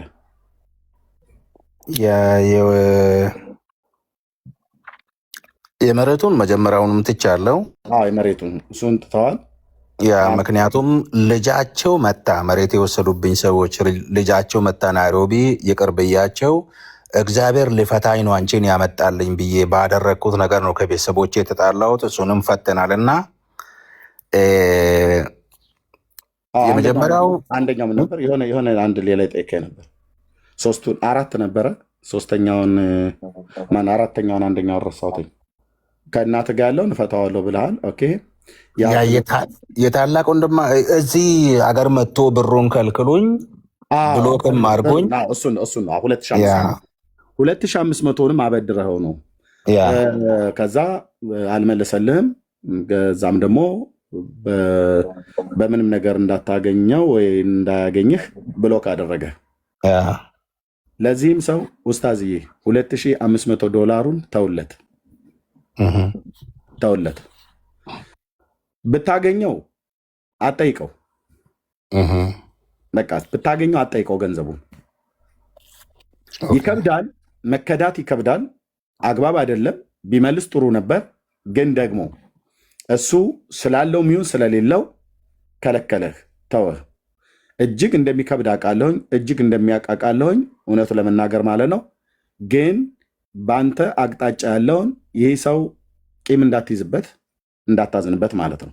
ያዝኝበታለሁ ብለህ ስላልክ ምንም እንኳን ያደረገው ድርጊት የሚያሳዝን ቢሆንም ግን እግዚአብሔር ጸጋ እንዲሰጥ ለምን ካገኘኸው፣ ድንገት ካገኘኸው ገንዘቡን አጠይቀው። እሱን ትንሽ ሳብራራለህ። ገንዘቡን ትቼዋለሁ። እዛ እኔ 7 ቤተሰብ ይዤ እሱ ብቻውን ሆኖ እዚህ ሀገር መጥቶ ብሩን ሲጠይቀው ሲከለክለኝ እና ሁለተኛ በዚህ ጉዳይ ብታነሳብኝ እቦልክሃለሁ ብሎ ያለኝን ሜሴጅ ሁሉ ስክሪንሻት አድርጌ ልኬለታለሁ። ደግሜ ደጋግሜ እንዴት በገንዘቤ ትቦልከኛለህ? ስጠኝ ስል አለኝ ብለህ 100 ብር ብትልክልኝ እኮ እዛ ቤት ኪራይ ይከፍልልኛል፣ የሆነ ነገር ያደርግልኛል በሚል ተነጋገረንና እዚህም ነገር ከመጣው በሰው አፈላልጌ አናገርኩት። በቃ የሆነ እንደ ዋዛ ነገር አድርገው አጣጣለኝ። እዚህም ነገር ከመጣም በኋላ ከዛን አጋጣሚ ቸርች ተገናኘንና አወራሁት። ከዛን በኋላ ትንሽ እስከ ተወሰኑ ወራት አብረን ሄደን ያንን ነገር ሳነሳበት ያውም በጌታ የሚያምን ሰው ነው፣ ቸርች ያገኘው ሰው ነው። በቃ መሆኑ ነዋ። የዛንም ጌታን አምኜ አይደል የሰጠሁት። ከዛን በኋላ ያሉትን ሜሴጅ ኦሮምኛ ነውና ፎርዋርድ ላረግል ይችል ነበር እንዳለ ሁሉም አለ። እንዲህ ስታረገኝ እኮ እኔ ክርስቶስን ብዬ ነው ቤተሰቦችን እሺ፣ ለቤተሰቦቼ ያላልኩትን ነገር እየሰጠሁ እኮ ክርስቶስን ብዬ ነው። ባይኖርህ እንኳን የለኝምና ይቅር በለኝ ለምን አትለኝም? ይቅርታ ለምን አትጠይቀኝም? እንደ ወንድም አሁንም ቢሆን እንዲህ ይህንን ነገር የለኝም አልሰጥህምም በለኝ፣ እሰጥሃለሁም በለኝ። ለምንድን ነው የምትዘጋኝ? ከዚህ በኋላ አላቅም አታቀኝም ብዬ ሜሴጅ ተጻጻፍን። ከቸርች ከተገናኘን በኋላ ማለት ነው። ከዛም ብሎ ካረገኝ አንድ ስቴት ላይ ናችሁ? ያ እዚሁ ሚኒሶታ ነው ያለው። ቸርች ታገኘዋለህ? የተለያየ ቸርች ነው የምናመልከው። እኔ ግን ለአገልግሎት ተጋብዤ እነሱ ቸርች እጅ አገኘሁት። ብትሄድ ታገኘዋለህ ማለት ነው። እሱ በአንድ ላይ ነው ያለው። ያ ኡስታዝ፣ ይህንንም አሁን ምንም ማድረግ አትችልም። እኔ ለሚበልጥም ክብር አንደኛ መንፈሳዊነቱም የሚለካው በዚህ ነው። እሱ እንግዲህ አምኖበትም ይሁን ሳያምን ቢሰጥህ መልካም ነበር። በቅርብ ነው ወደ አሜሪካ ምድር የገባው። ቤተሰብ እንዳለህ አውቃለሁኝ። ሊረዳህ ሊያግዝህ ሲገባ እንደ አገልጋይነትህ ማለት ነው። ሊረዳህ ሊያግዝህ ሲገባ አብሮህ ሊቆም ሲገባ ያን ከማድረግ ይልቅ እንደውም በተቃራኒ ያንተን እዛው በኬንያ ሀገር ላይ እንኳን እያለ በጥቂቷ እንኳን ጊዜ ባወኩ ጊዜ ላይ የነገርከኝን አንድ ጊዜ አስታውሳለሁ። እና ሊያግዝህ ሲገባ አላደረገም። እሱ እዚህ ያለ ነው። እናንተን እግዚአብሔር እንትን ብሎኝ በዛኔ በእናንተ በኩል ሰዎች ሲረዱኝ የነበረው እርሱ እዚህ እያለ ነበር ሲቸገር የነበረው። የሚገርም ነው። እሱ ስራ አለው። ኡስታዝ በውስጥ እናውራ። እሺ። በጣም ከባድ ነው። ስንቶቻችን በእውነት በምን አይነት ህይወት ውስጥ እየተመላለስን ጌታን እንደምናመልክ ወንድሞቻችንን እየበደልን እየጎዳን እያሳዘንን፣ አሁን ከተወሰደበት ብር በላይ ድጋሚ ከጠየከኝ ሰው በራሱ ንብረት እንኳን እንዴት ለመጠየቅ እንኳን አይፈልግም። በቃ ተውለት። ጌታም ራሱ ይህን አይደል ብሎ ያለው። በቃ ተውለት። መልሶ እንዲሰጥ ልስጥህ እንኳን ብሎ ቢላ አትቀበለው። በእውነት ኡስታዝ አትቀበለው። እግዚአብሔር የሚበልጥን ነገር ይከፍልሃል። ምክንያቱም ኖ በሽማግሌ አይጠየቅም። በሽማግሌ ሄዶ ከሚጠይቀው እኔ እዚህ ቅዱሳን ወገኖች በጽድቅ የምታገለግሉ ወንድሞችና እህቶች የጌታ ልብ ያላችሁ ሰዎች ይህን $2500 በበጎ ፈቃደኝነት አሰባስበን ብንሰጠው እኔ እናንተን ብለምን ይሻለኛል። እሱ በሽማግሌ እሱን ከሚለምነው ማለት ነው። ወንድሞች እናቶች፣ በእውነት ጌታን በቅንነት የምታገለግሉ ሰዎች $20 $25 $50 $100 ያላችሁ ሰዎች ይህንን $2500 አንድ ቀን ጊዜ አመቻችተን ሰብስበን ለሱ ለወንድማችን ብንሰጠው ይሻላል። ለዛ ሰው ቢተውለት። አገልጋይ ወንድም ነው ጆ እንዳልኳችሁ ከእስልምና ሃይማኖት ነው የመጣው። ትልቅ ፖዚሽን ላይ ያለ ሰው ነው።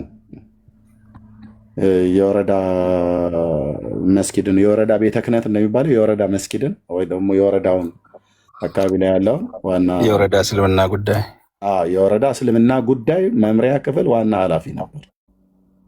ኡስታዝ ነው፣ መምህር ማለት ነው። የምታውቁት እዚህ ሶሻል ሚዲያ ላይ ታውቁታላችሁ። እና እንደዛ ብናደርግ ይሻላል ሶሊ። እንደዛም አናደርግም። እኔ እስከዛሬ ረዳኝ ጌታ ታማኝ ነው። በሽማግሌ አንተ በሽማግሌ አልጠይቅም፣ አገር ቤትም አልጠየቅም። እንኳን እዚህ ለቸርችም አልናገርም። እንኳን በሽማግሌ ለማስጠየቅ በሽማግሌ የሚያላችሁ ሰዎች በማንም አይጠየቅም። አላስጠይቅም። ይተውለት። እሱንም ካገኘሁት በራሴ ፈልጌ ሰላም እለዋለሁ፣ ብሩንም ትቼልሃለሁ እለዋለሁ። እነዚህ ቅዱሳኖችንም እዚህ ማስቸገር አልፈልግም። አሁን እግዚአብሔር ይረዳኛል እና ጸልዩልኝ። እናቴን አሁን ማስደሰት ፈልጋለሁ። ቢችል ጌታ ቢረዳኝ ለታናሹ ወንድሜ እናቴን ደስ እንድላት። አሁን እናቴ ከ90 ዓመት በላይ ወደ 100 እየገባች ነውና በሁለት ነገር ነው የምታዝነው።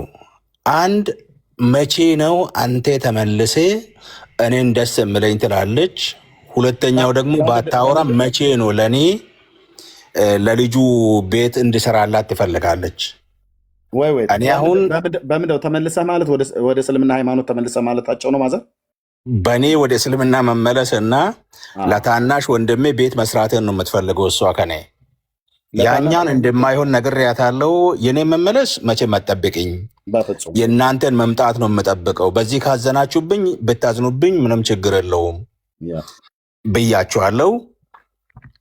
አሁን እሷ ከኔ የምትፈልገው እናቴ ለታናሽ ወንድሜ የሆነ ነገር አድርጌ እሷን ደስ እንድላት ነው የምትፈልገው። ዘግቼዋለሁ ብያለሁ። እሱ ነው የሚጦራቸው። ያ እሱን አቅመ በፈቀደ ለማዘር ደስታ ከሆነ እሱን ብታደርግ ይሻላል። እዛው ገጠር ናቸው አይደል ያሉት ወይስ ከተማው አካባቢ ላይ ናቸው? አዎ መሬቱ ከተማው ነው አልኩ። ኦኬ ከተማ ነው። እሱን ብታደርግ ነው። ወደ እስልምና ሃይማኖት ግን ተመልሰ ብሎ የሚለው ነገር እሱን አልሰማም ብያቸዋለሁ። እዚህ ቤተሰቦች ራሱ ያውቃሉ። እሱም ልክ እንደዚህ ነው። እኔም አጎቴ በቅርብ ነው የሞተውና ቄስ አጎቴ እና ልጄ እዚሁ ቲክቶክ ላይ እያገለገልኩ ሁሉ ማለት ነው በደወልኩለት ጊዜ ልጄ ተመልሰህ አንድ ቀን እንደ ድሮ አብረን ቀድሰን ነፍሴ ከስጋዬ ሳትወጣ ማለፍ ነው የምፈልገው ብሎ በእንባ ለመነኝ። ልብ በሉ፣ በእንባ ነው የለመነኝ። የአባቴ ታላቅ ወንድም አጎቴ ማለት ነው። አባቴ የማልቀስ ያህል ነው አጎቴ የሚያለቅሰው። እንደዛ ነው ፔኑ የሚሰማኝ። የቱንም ያህል ቢያለቅስ ሆዴ በፍጹም አልባባም። ሆዴ በፍጹም ርኅራኄ ሐዘን አልተሰማውም። ምክንያቱም ኢየሱስን ትተኸው ወደ ቀድሞ ሃይማኖት ተመልሰህ አብረን ብንቀድስ ነው ያለኝ። እና ያልኩት ምንድን ነው አጎቴ ሰማይ ምድር ከፍ ዝቅ ብሎ ቢል አላደርገውም፣ እንዳትጠብቀኝ። የሞተው ወንድምህ አልኩት አባቴን ማለት ነው። እሱ በሞት የተለየህን ያህል ልክ እንደዛ ነው አልኩት። የኔ አባት ቀድሞት ስለሆነ የሞተው እሱ የተለየህን ያህል ልክ እንደዛ ነው። እኔ አልመለስም። ኢየሱስ ክርስቶስ የህይወቴ ጌታና አዳኝ አድርጌ ተቀብዬዋለሁ። ተመልሼ እንደገና ወደ ጨለማ ህይወት ውስጥ መጥቼ ቅዳሴ አብሮኝ ይቀድሳል ብለህ እንዳታስብ እያልኩት፣ በዚህ ተለያይተን ነው በሞቱ የሄደው ማለት ነው። በዚህ ጉዳይ ድርድር የለም። አባት ቢባል አጎት ቢባል እናት ብትባል ሚስት ብትባል ልጆች ይባል ማንንም አልሰማም። ማንንም እንዳትሰሙ፣ ማንንም እንዳትሰማ። ኡስታዝ ያንተ ሙሳሌ እሱንማ እናቴ እኮ ባጠባው ጡቴ በተሸከምኩ ማህፀኔ ይዣለሁ ስትለኝ አራራራ ከክርስቶስ ይልቅ ሰውን መስማት ኃጢአት ነው፣ በዚህ አትምጭብኝ፣ እንደዛ ከሆነ እኔ ነኝ የሚቀየምሽ ብያት አገር ቤትም እያለን ከዚህም ከሄድኩኝ በኋላ አሁን በስልክ ራሱ ብናወራቸው ሁሉ ነገር እንግዲህ የልቤን ያውቃል ነው እንጂ የምትለው አውጥታ እንኳን አትናገረኝም እናቴ እስካሁን። ያንን ያውቃሉ፣ ቁርጣቸውን አውቀዋሉ። በቃ አሁን ይሄ ለታናሽ ወንድምህ ማዘር እንዲደረግላቸው የሚፈልጉትን ነገር እሱኛውን አቅም በፈቀደ ልታደርገው የምችለው ነገር አድርግ። እናወራለን በውስጥ መስመር። ወሳኝ ጥያቄዎች ነው የጠየቀው።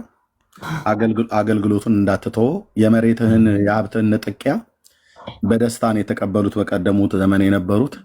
ምክንያቱም መሬት የተዘረፈበት ምክንያት ጌታን በመቀበልህ ነው። አንተ ወሳኝ ሰውነህ፣ ትልቅ ሰውነህ። በሃይማኖት ውስጥ የወረዳ ጠቅላይ ቤተ ክህነት የእስልምና መሪ የነበርክ ሰውነህ። በጣም የምትፈራ የምትሰማ የነበርክ ሰውነህ። ያንተ ወደ ጌታ መምጣት እንግዲህ ድንጋጤ ፈጥሯል በቤተሰቦች በሚስትህም ላይ። እኔ ግን በጌታ ፊት ጸልያለሁ፣ ሚስትህንም ሁሉ ጭምር የሰራዊት ጌታ እግዚአብሔር አሳልፎ ብዙ የምናወራቸው ነገሮች አሉ በውስጥ በቃ እና አገልግሎትን አትተው። ያለውን የተጻፈውን ቁርአኑን፣ ሐዲሳቱን፣ ተፍሲሩን በሙሉ የምታቅ ሰው ነህ። የተጻፈውን ሪትን የሆነውን ነገር ያለ መረጃ የማታወራ ሰው መሆንህን በዚህ በተዋወቁባቸው ጊዜያት አይ ቲንክ 2 ዓመት አይሆንም ከተዋወቅን፣ ኦልሞስት ከዛ በላይ ነው። አይቻለሁ፣ ሰምቻለሁ። ያለ መረጃ የማታወራ ሰው እንደሆንክ ተረድቻለሁኝና ይህንን አድርግ ኡስታዝዬ። እደውልልሃለሁ በቃ በውስጥ መስመር። ተባረክ። በውስጥ አውራኛ፣ የተቀረውን በውስጥ እናወራለን። በደንብ ማወራ ብዙ ማውራክ ነገሮች አሉ። አሁን እዚህም ቸርች ብዙ ቅድም ስትናገራቸው የነበሩ ነገሮች እንዳለ እኔ ጋም አሉና እኔ በግል ጉዳይ ቸርችን አላኮርፋትም። እዚህ ላይ ማላውራቸው ብዙ ነገሮች አሉና በውስጥ እናወራለን። እሱን በውስጥ እነግርሃለሁ። ይሁን ካልከኝም እሱንም አደርገዋለሁ፣ አይሁንም ካልከኝ ደግሞ አንተ ራስህ ትወስነዋለህ በኋላ። ቴንኪው ኡስታዝዬ፣ እደውልልሃለሁ ነገ ወይ እንደዚህ እንደዋወላለን። እሺ እሺ። ቴንኪው። ኦኬ፣ ተባረኩ ወገኖች። ጌታ ይባረክ፣ እግዚአብሔር ክብር ይሁን። በውስጥ እናወራለን። ሰው ኦኬ፣ ጸጋ ይብዛላችሁ። ሌላ ጥያቄ ያለው ሰው ካለ የአንድ 2 ሰዎች መቀበል እችላለሁ። አጭር የሆነ ካለ እርምዬ። ኤፊ በጣም ገርሞኛል ዛሬ ባንቴ፣ ሁልጊዜ ባንቴ እግዚአብሔር ይናገራልና መንፈስ ቅዱስ ባንቴ ውስጥ ሲናገር እንደነበረ ብዙ ነገር እረዳለሁ። እና የሚገርም ቃል ስትናገር ልክ ለእኔ እግዚአብሔር ያን ቃል ሰጥቶኝ ነበረ፣ አላቋርጥም ብዬ ነው። ስለ ድሆች መከራ፣ ስለ ችግረኞች ጩኸት አሁን እነሳለሁ የሚለውን ሰጥቶኝ ወዲያው ተናገርከው። እኔ ሰጥቶኝ ነበር፣ የመንፈስ ቅዱስ አቃብሎኝ ነበርና ኮንፈርሜሽን እንዲሆንልኝ ነው። እና የእግዚአብሔር መንፈስ በአንተ ውስጥ ትልቅ ነገር ነው ዛሬ የሰራውና መንፈስ ቅዱስ ነው በአንተ ውስጥ ተናገረ። ክብሩን እግዚአብሔር ውሰድ። ይሄን ልነግር ብዬ ነው፣ ኮንፈርሜሽን ልስጥ ብዬ ነው። ቃሉን ሰጥቶኝ ነበረ፣ ወዲያው ሰጥቶኝ፣ አንተ ደግሞ ተናገርከውና ክብር ለእግዚአብሔር ይሁን። ይሄ ሊን ነው። ቀጥል ልምዬ፣ ስራ ላይ ስለሆንኩ ነው። ችግር የለም። ሼፍ ተባረክ፣ ጸጋ ይብዛልህ። ጸጊ ያለሽ ቢኒ እንግሊዞች፣ ሁለቱም እንግሊዞች ናቸው። አይ ቲንክ እነሱ ጋር ሚድናይት ኦልሞስት ሊነጋ ነው አይደል? ኦኬ፣ ጸጋ ይብዛላችሁ፣ ተባረኩ። ኦኬ፣ ሌላ ሰው ካለ አንድ ሰው ወይ 2 ሰው ሊቀበል ይችላል። እሺ ጸግሽ። ኦኬ፣ እህትየው ላወርዳት በኋላ እንዳረሳ።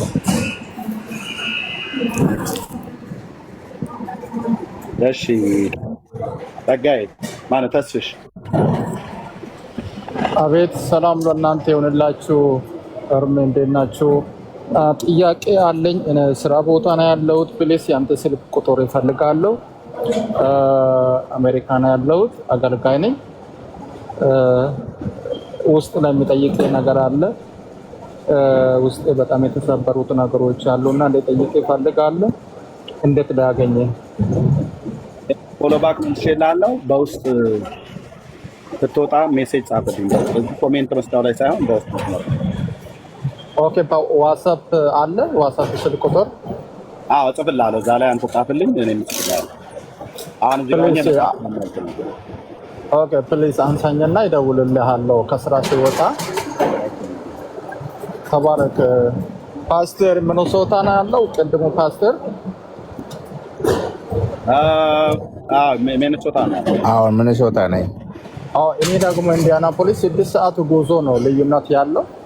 ኦኬ ፎሎ አድርጋለሁ። ፎሎ ባክ መልስልኝ፣ እናወራለን። ያ ተመሳሳይ ጥያቄዎችም ስለነበሩ አባ ውስጥ እናወራለን። ያ መልሼልሃለሁ። ታንክ ዩ። ስንት አደርጋለሁ ስልክ ቁጥሬን ብሬክ ታይም ላይ ወጥቼ እደውልልሃለሁ። ሰዓታችን ተመሳሳይ። ታንክ ዩ ኤርሚ። ስልክ ቁጥሬ ስንት አድርግልኝ፣ ፎሎ ባክም መልስልኝ። እሺ ያው ፎሎ ባክ መልሼልሃለሁ። እንትን ላይ ታንክ ዩ ኤርሚ። ጌታ ይባርክ። አገኘሃለሁ። እሺ ታችሁን ሰማቸዋለሁ። እሺ ታንክ ዩ። ኦኬ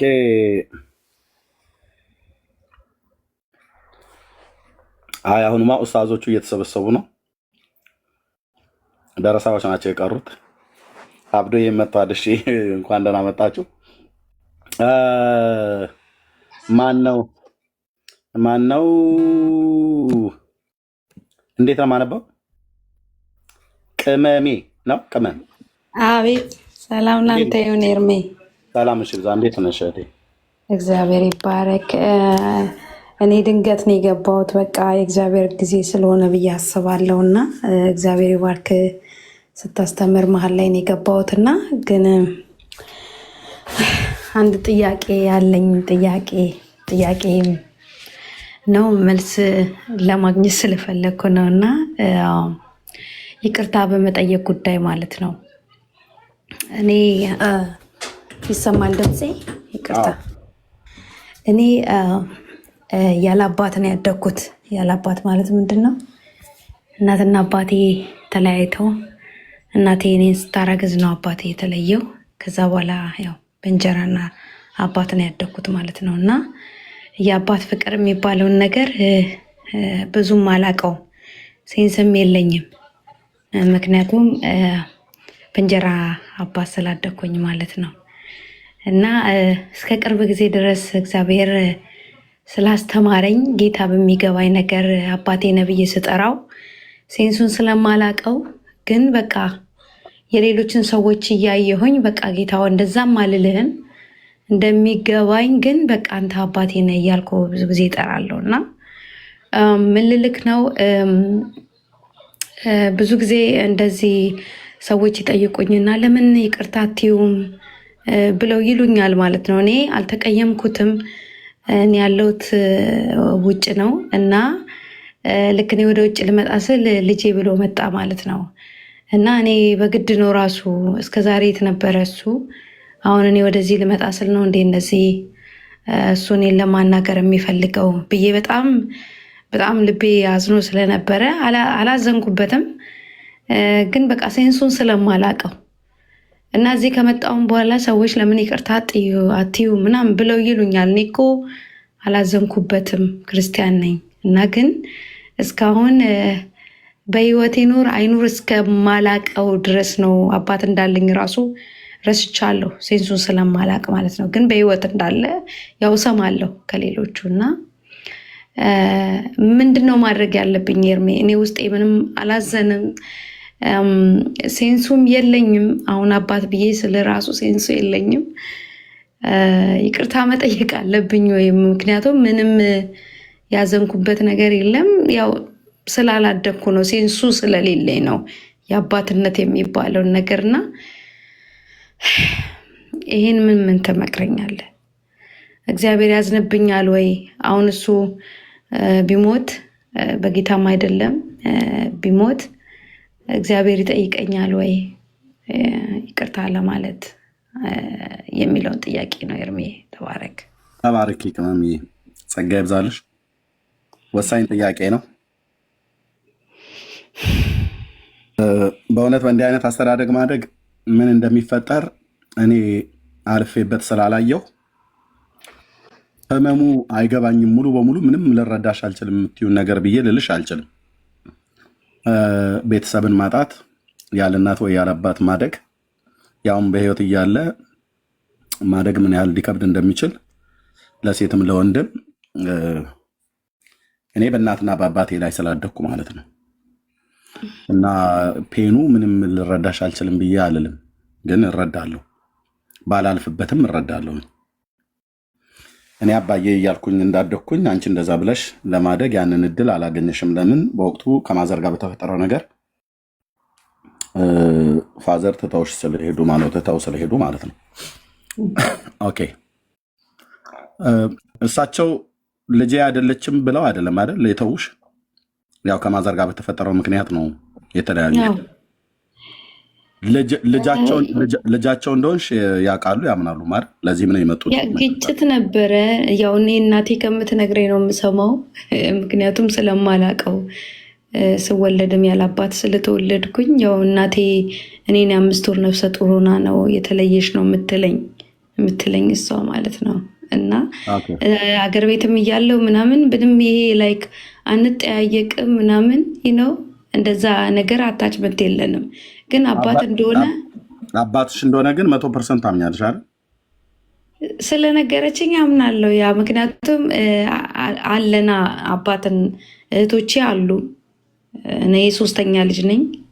ከአንድ አባት ከአንድ እናት የተወለድን እና አባቴ እንደሆነ አምናለሁ። ማዘር ስለነገሩሽ ማዘር አይዋሽም? አዎ አትዋሽም። ኡስታዝዬ ልመልስልሽ እያለ ነው። ይመልስልሽ ጆ። እሷ ያለፈችበትን ነገር እኔ ስለሚገባኝ አንተ በእናትና በአባት ስላደግ አይገባም። እኔ በ6 ወሬ ነው እናቴና አባቴ የተለያዩትና እኔ ይገባኛል። ያለ አባት ነው ያሳደገችኝ እናቴ። በዛው በእስልምናም ቁርአኑ ምንድን ነው የምለው? ለእናት አባታችሁ መልካምን አድርጉ የምለውን ተከትዬ ቤተሰቦቼ ራሱ ያስታረቅኩኝ እኔ ነበርኩኝ፣ በዛ በነበርኩበት እስልምና እንኳን በክርስቶስ።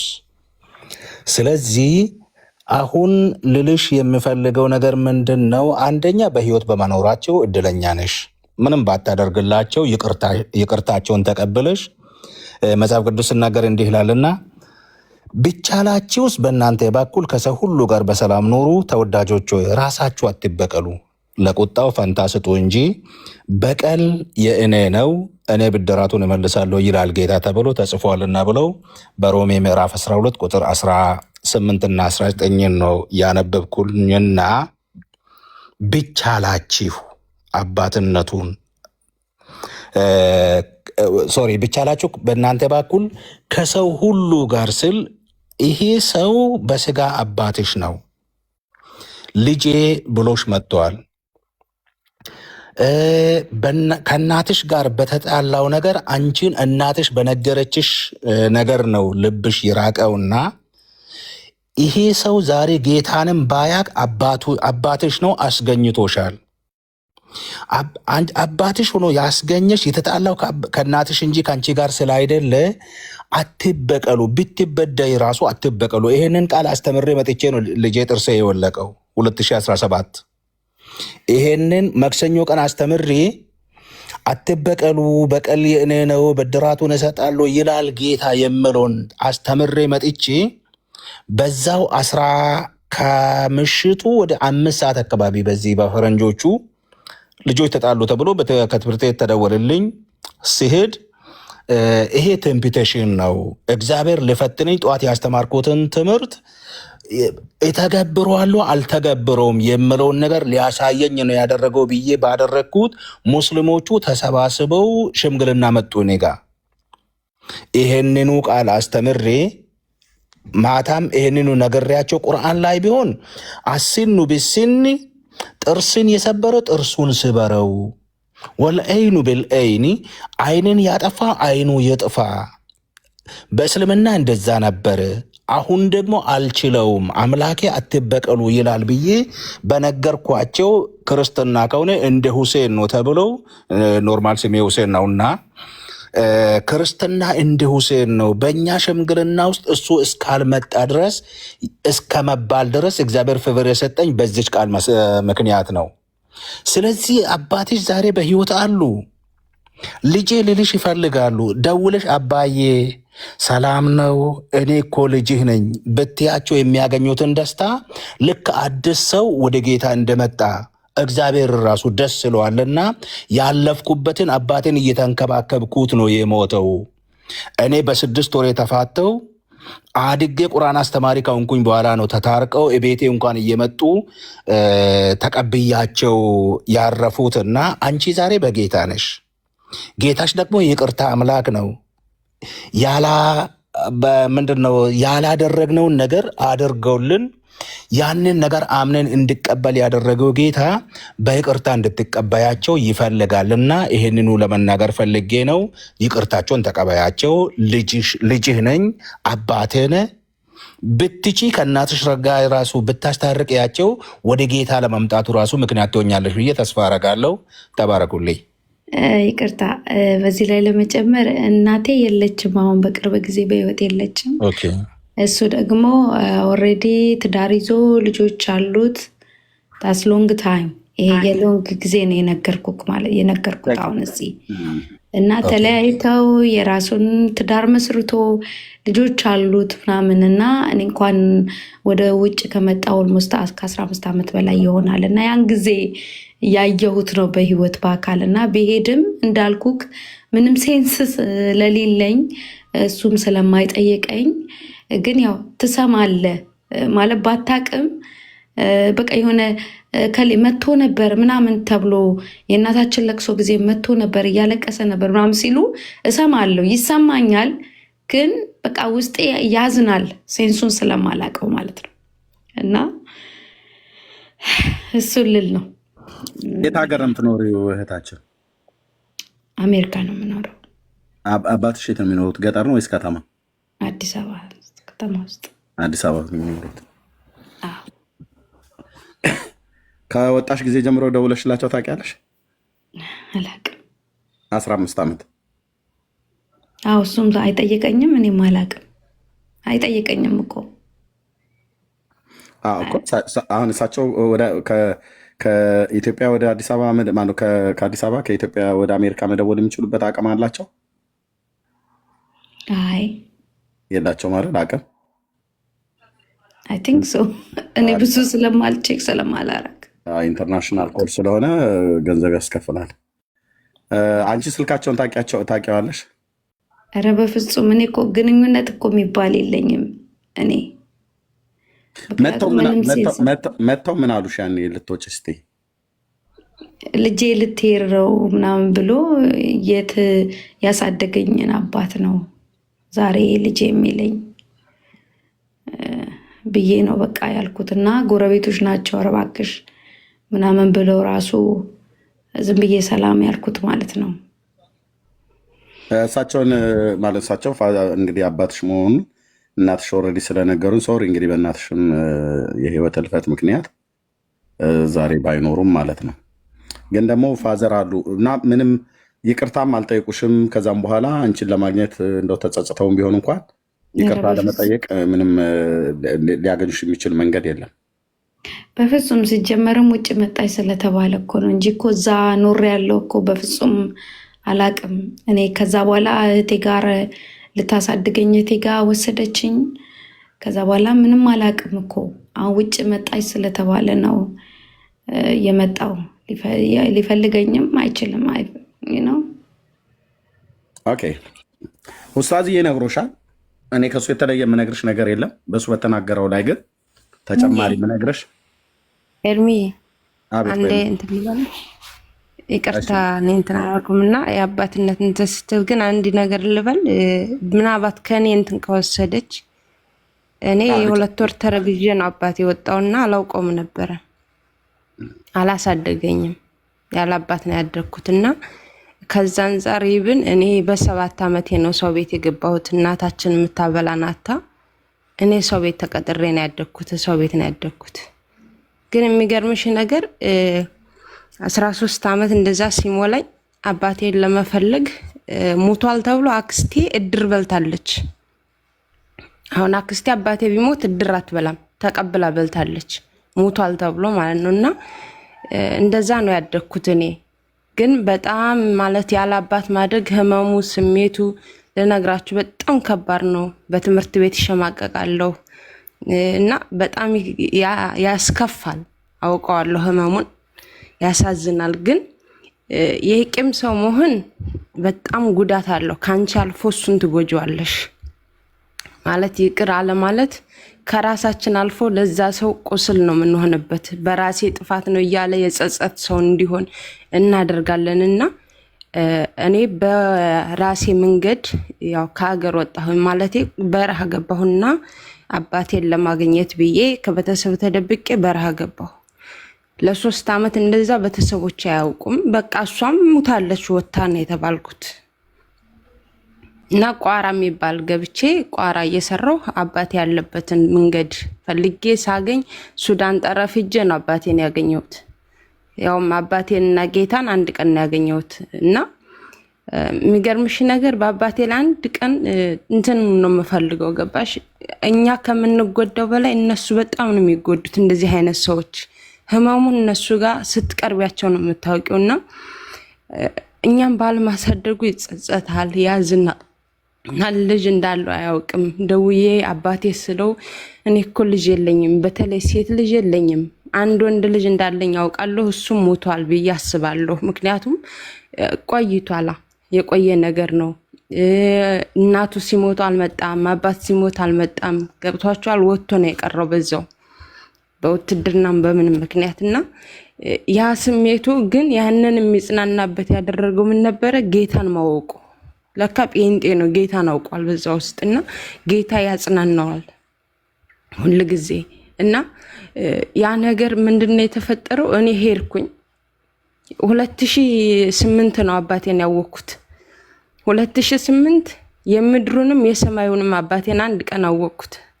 በእውነት ብያችሁ በልጅነቴ ብዙ ዋጋ ከፍዬ ነው አባቴን ያገኘሁት። አባቴን ለማግኘት ግን ያልከፈልኩት መስዋዕትነት የለም። ቤተሰቦች አሁን ምን ይላሉ? የተናገርሽውን ሳትፈጽሚ ወደ ኋላ አትም። እናቴ ታውቃለች። በፍጹም በቃ እላት ነበረ። ያለ አባት እንዳደኩኝማ አልቀርም። ታላቅ ወንድም ያለ አንድ ቀን ይሄን ነገር አስቦት አያውቅም። ግን አባቴ ያን መንገድ ፈልጌ አባቴን ሱዳን ጠረፍ ሄጄ ሳገኘው ያው በመልክና በእንትን ጥርሱ ፈገግታው ምናምን እኔን ስለሚመስል ነው እንጂ ያወቅኩት አባቴን ጭራሽ አላውቀውም። የ2 ወር ተረግዤ ነው ሄደው መኖሬንም መወለዴንም አያውቅም። ግን ጌታ ረዳኝ እየመራ እጄን ይዞ ሳላውቀው ገና ጌታን ሳላውቀው እንኳን እየመራ እውነትን ወደማውቅበት ቦታ ሲወስደኝ ሲሄድ ግን አባቴም ጴንጤ ነበር። ያን ጊዜ እንደውም በዛን ሰዓት ልጄ ጴንጤ ነው ብላ እንዳደነግጥ ብሎ ጴንጤ ሁኝ ብላችሁ ምናምን እንዳታስፈራሯት ምናምን ብሎ ሲል እኔ ጌታ ያዘኝ። እንቀርጉ የረዳውሽ እኔ ነኝ፣ የሰራዊት ጌታ እኔ ነኝ ብሎ ያለምንም ወንጌል ሳልሰበክ ራሱ ጌታ ጎተተኝ ወደ ራሱ እና ጌታን አገኘሁ። እና ጴንጤ ነው መሆነው ስላቸው ፓስተሮቹ ኧረ አባትሽ እንትን ይለና ምናምን። ማን ነው አባቴን የሰጠኝ? ከእግዚአብሔር ውጭ እኔ አባት የለም፣ በቃ ወንድሜ ነው አልኩኝና ጌታን አገኘሁት። ከዛሽ ቀን ጀምሮ ጌታን ተከተልኩት። አባቴን አባት አድርጌ ያስኩኝ። ከዛ በኋላ ግን የሚገርማችሁ ነገር ወደ አገር ቤት ገባ። አባቴ አገር ቤት ሄደ። በስንት ጊዜው ከሞቱት ቤተሰቦቹ ሄዶ መቃብር ላይ አለቀሰ። አያችሁ፣ እኔ ያንን ይቅር ባልለው ግን ከብዙ ነገር ርቋል። እኔ እንትን ባልለው ብዙ ነገሩን አጥቷል። ከነሱ በላይ ህመማቸውን አምቀው የሚይዙት ከቤተሰብ እኛ ከቤተሰብ ነና እነሱ ይጎዳሉ። እቴ ጉዳት ያለው ከአባትሽ ጋር ነው። አባት በተለይ በሴት ልጁ ምንም አይጨክንም። እኔ ምስክር ነኝ። ግን አባቴ ባያሳድገኝም አንድ እንጀራ ባያበላኝም ከሰው ቤት ባድግም ብሰቃይም መከራዬም ባይም ግን አንድም ነገር እግዚአብሔር አላጎደለብኝም። ምክንያቱም እየመራጀን ይዞ እዚህ አድርሶኛል፣ አሳድጎኝ። አሁን ላለሁበት ቤተሰቤን አልጠይቅም። ሰው ቤት በማደጌ የቤተሰቤ ችግር ነው ቤተሰቦች ድሃ ናቸው ብዬ አይደለም ምለው። የማልፍበት መንገድ ሁሉ ለእኔ ለበጎ ነው። እዚህ ለመድረስ አድርሶኛል። ራሴን ችዬ እንድቆም አድርጎኛል። ከቤተሰብ እውነት ብያችሁ እኔ ራሴን ችዬ የቆምኩ ልጅ ነኝ። እረዳለሁ፣ ወንድሞችን እረዳለሁ፣ እናቴን እረዳለሁ። ቤተሰብን ቀጥ አድርገን የሚይዘው አሁን ድረስም ማለት ነው። ታላቅ ወንድሜ ያለ ታላቅ ወንድሜ ደግሞ አቅም የለውም፣ አይችልም። አያችሁ፣ እንድታልፉበት የተደረገው መንገድ ለዛሬ መንገዳችሁ ነው። በቃ ዞር ብላችሁ እንድታስተውሱ እንደ ዮሴፍ መንገዱ ጥሩ ነው። ላንቺ ነው ይሄ ክብር፣ ላንቺ ነው ይሄ ቦታ እና እኔ አውቀዋለሁ ስሜቱን። ግን የይቅርታ ልብ በጣም በጣም በጣም ወሳኝ ነው። ይቅር በይ። እኔ አሁን በእርግጥ ተኝቼ ቅድም አልሰማኋችሁም ነበር እና እሷ እንደዚህ ስትል ነው የነቃሁት የሰማኋችሁ። ግን ይቅርታ አስፈላጊ ነገር ነው። አባትሽን ይቅር በዩ። እድል ተሰጥቶሻል። ይሄ ትልቅ እድል ነው። እኔ ይኸው አባቴን ገንዘብ አድርጌ ጠዋት ማታ የሚሳሳልኝ ልጁ ነኝ በጸሎት ገባሽ? እሱ በጌታ ሆኖ እኔም በጌታ ሁኜ አንድ እግዚአብሔር እናመልካለን ከቤታችን ውስጥ እና መታደል ነው። ጌታ ይባረክ። ዋው ቆይ አንዴ ቀመም እንግዲህ አየሽ፣ አንቺ ባለፍሽበት የህይወት ጎዳና ያለፉ ኡስታዝና መቅዲ ሁለቱንም ማቃቸው እህትና ወንድም ናቸው። በተመሳሳይ ህይወት በአባት መከዳት ወይ ደግሞ አባትን ያለማወቅ ችግር ውስጥ ያለፉ ዘግይተው ግን አባቶቻቸውን ያወቁ ናቸው። ከአንቺ ጋር ተመሳሳይ አይነት ህይወት አለ። ሁለቱም ያሉሽን ስሚ። እኔ ልናገር ስል ኡስታዝ እኔን አስቀደመኛል፣ አስቀደምኩት። የነገረሽን ስሚ። መቅዲም ልናገር ስል እኔን አቋርጣኝ ነው የገባችው። እንኳንም ገቡ ሁለት ማለት ነው። እኔም በሶስተኛ ደረጃ የምነግርሽ የምትጠሪው በአሳደገሽ አባት ነው ወይስ በትክክለኛ በአባትሽ ነው የምትጠሪው? ስምሽ በትክክለኛ አባቴ ነው። ኦኬ። አሁን በማትደውይላቸው አባት ማለት ነው? አዎ አዎ። ኦኬ። ሁሌ ግን ስማቸውን በእሳቸው ስም ትጠሪያለሽ? አዎ። ያ ጌታን ትወጂዋለሽ አይደል? በጣም በእውነት እውነት። እሱ ሲወድሻል ጌታ? በደንብ ይወደኛል። ምን ያህል እርግጠኛ ነሽ? በደንብ። የእሱ መውደድ ጥያቄ ውስጥ አይገባም። የአንቺ መውደድ ግን ጌታ ላይ ጥያቄ ውስጥ ይገባል። የኔ መውደድ ጌታ ላይ ጥያቄ ውስጥ ይገባል። የእኛ መውደድ ጥያቄ ውስጥ ቢገባ አይገርመንም። ስለዚህ አንቺ እሱን እንደምትወጂው ከአንቺ በላይ እርግጠኛ የሚሆን የለም አይደል? እውነት ነው። የምትወጂውን ጌታ ምን ብታደርጊለት ነው ደስ የሚለው? ይቅር በል እና ጌታ ማስደሰት ትፈልጊያለሽ? በደንብ በደንብ። ፋዘርን ይቅርታ በያቸውና እሺ፣ ስልክ አንስተሽ ደውይላቸው ዛሬ። እሺ፣ ስልክ አንስተሽ ደውይላቸው። እርግጥ ነው አንቺ የተተውሽ የተረሳሽ እሳቸው ከነናትሽ ጭምር ስለጣሉሽ በእሳቸው እጅ አላደግሽም፣ ግን የእሳቸው ልጅ ነሽ። ሊፈልጉ የሚገባቸው እሳቸው ነበረ። ኦኬ፣ አልፈለጉም። ሌላ ህይወት መሰረቱ። ከእናትሽ ውጭ ወጥተው ሌላ ሴት አገቡ፣ ሌላ ህይወት መሰረቱ። አሁን እህትየው እንዳለችሽ መቅዲ እንዳለችሽ እሳቸው በግላቸው ሲሆኑ በህሊናቸው ምን ያወጣሉ ምን ያወርዳሉ እሳቸውና እግዚአብሔር ብቻ ነው የሚያውቀው። ስለ አንቺ ያላቸው ስለ ሌሎች ልጆቻቸው ያላቸው አመለካከት ምንድነው የሚያስቡት? እንደ አባት ማንም ሰው እውነት ለመናገር ማንም ሰው ደስ ብሎት ጮቤ እየረገጠ ምንም ትዝታው ምንም ትውስታው እስከማይኖረው ድረስ ከቀድሞ ባለቤቱ ልጆቹን ትቶ ሲሄድ ወይ ከቀድሞ ባለቤቷ ልጆቿን ትታ ስትሄድ ምንም ትውስታ ወይ ምንም ትዝታ የላትም ማለት አይደለም። ነገሩ አስገዳጅ ሆኖ እዛ ደረጃ ላይ ደረሱ፣ ተለያዩ። ስለዚህ ጌታ ኢየሱስ ክርስቶስን በጣም ተወጀዋለሽ። የአንቺ ደስታ ደግሞ ጌታ እንዲደሰት ትፈልጊያለሽ። ጌታ ደግሞ ከሚደሰተው አንዱ እሱ አንቺንና እኔን ይቅር ብሎ ካለን በኋላ ይቅርም ተባባሉ ብሏል። ስለዚህ 15 ዓመት ሙሉ በአሜሪካ ሀገር ላይ ነው ያለሽው። እስከ ዛሬ ገንዘብ ልከልሽላቸው አታውቂም፣ ያው ስለማትደዋወይ ማለት ነው አይደል? አዎ አባት እንዳለኝ ራሱ ረስቻለሁ። በቃ እኔ የጌታን የሆነውን ነገር ልንገርሽ እህቴ። አባትሽን ስልክ አንሺና ደውይላቸው እና እንደምትወጂው ንገሪው። አንቺ በክርስቶስ ኢየሱስ ስለተወደድሽ አይደል? እውነት እንደ አባት ባለመፈለጋቸው አሳዝነውሻል። በአባትነት ሪስፔክት አድርገሽ ምንም እንኳን በዚህ ነገር ተሰምቶኝ ነበር። በእነዚህን ያህል ዘመናት ከወጣሁም ጀምሮ አልደወልኩልህም። ማን ብለሽ ነበር የምጠሪው የነበረው? እኔ እንጃ እንዴት ልንገርህ፣ እኔ አላደኩም። ያሳደጉሽን አባት ማን ነበር ብለሽ የምጠሪያቸው? እንጀራ አባት በእንጀራ አባቴ ነው። ግን ስጸልይ ሁሉ በቃ እሱን ወደ ጌታ አምጣው እያልኩ ነው የምጸልዩ። እንጀራ አባቴን ነው የምጸልየው አባት አድርጌ፣ ምክንያቱም ያየሁት እሱን ስለሆነ። የተቀሩት እህቶችሽ ፋዘርን ትክክለኛ አባትሽን ማን ብለው ነው የሚጠሩት?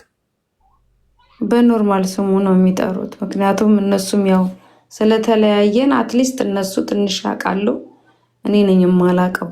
በሱ እጅ አላደግሽም። ግን በቃ ለጌታ ደስታ የምትኖሪለት ከሆነ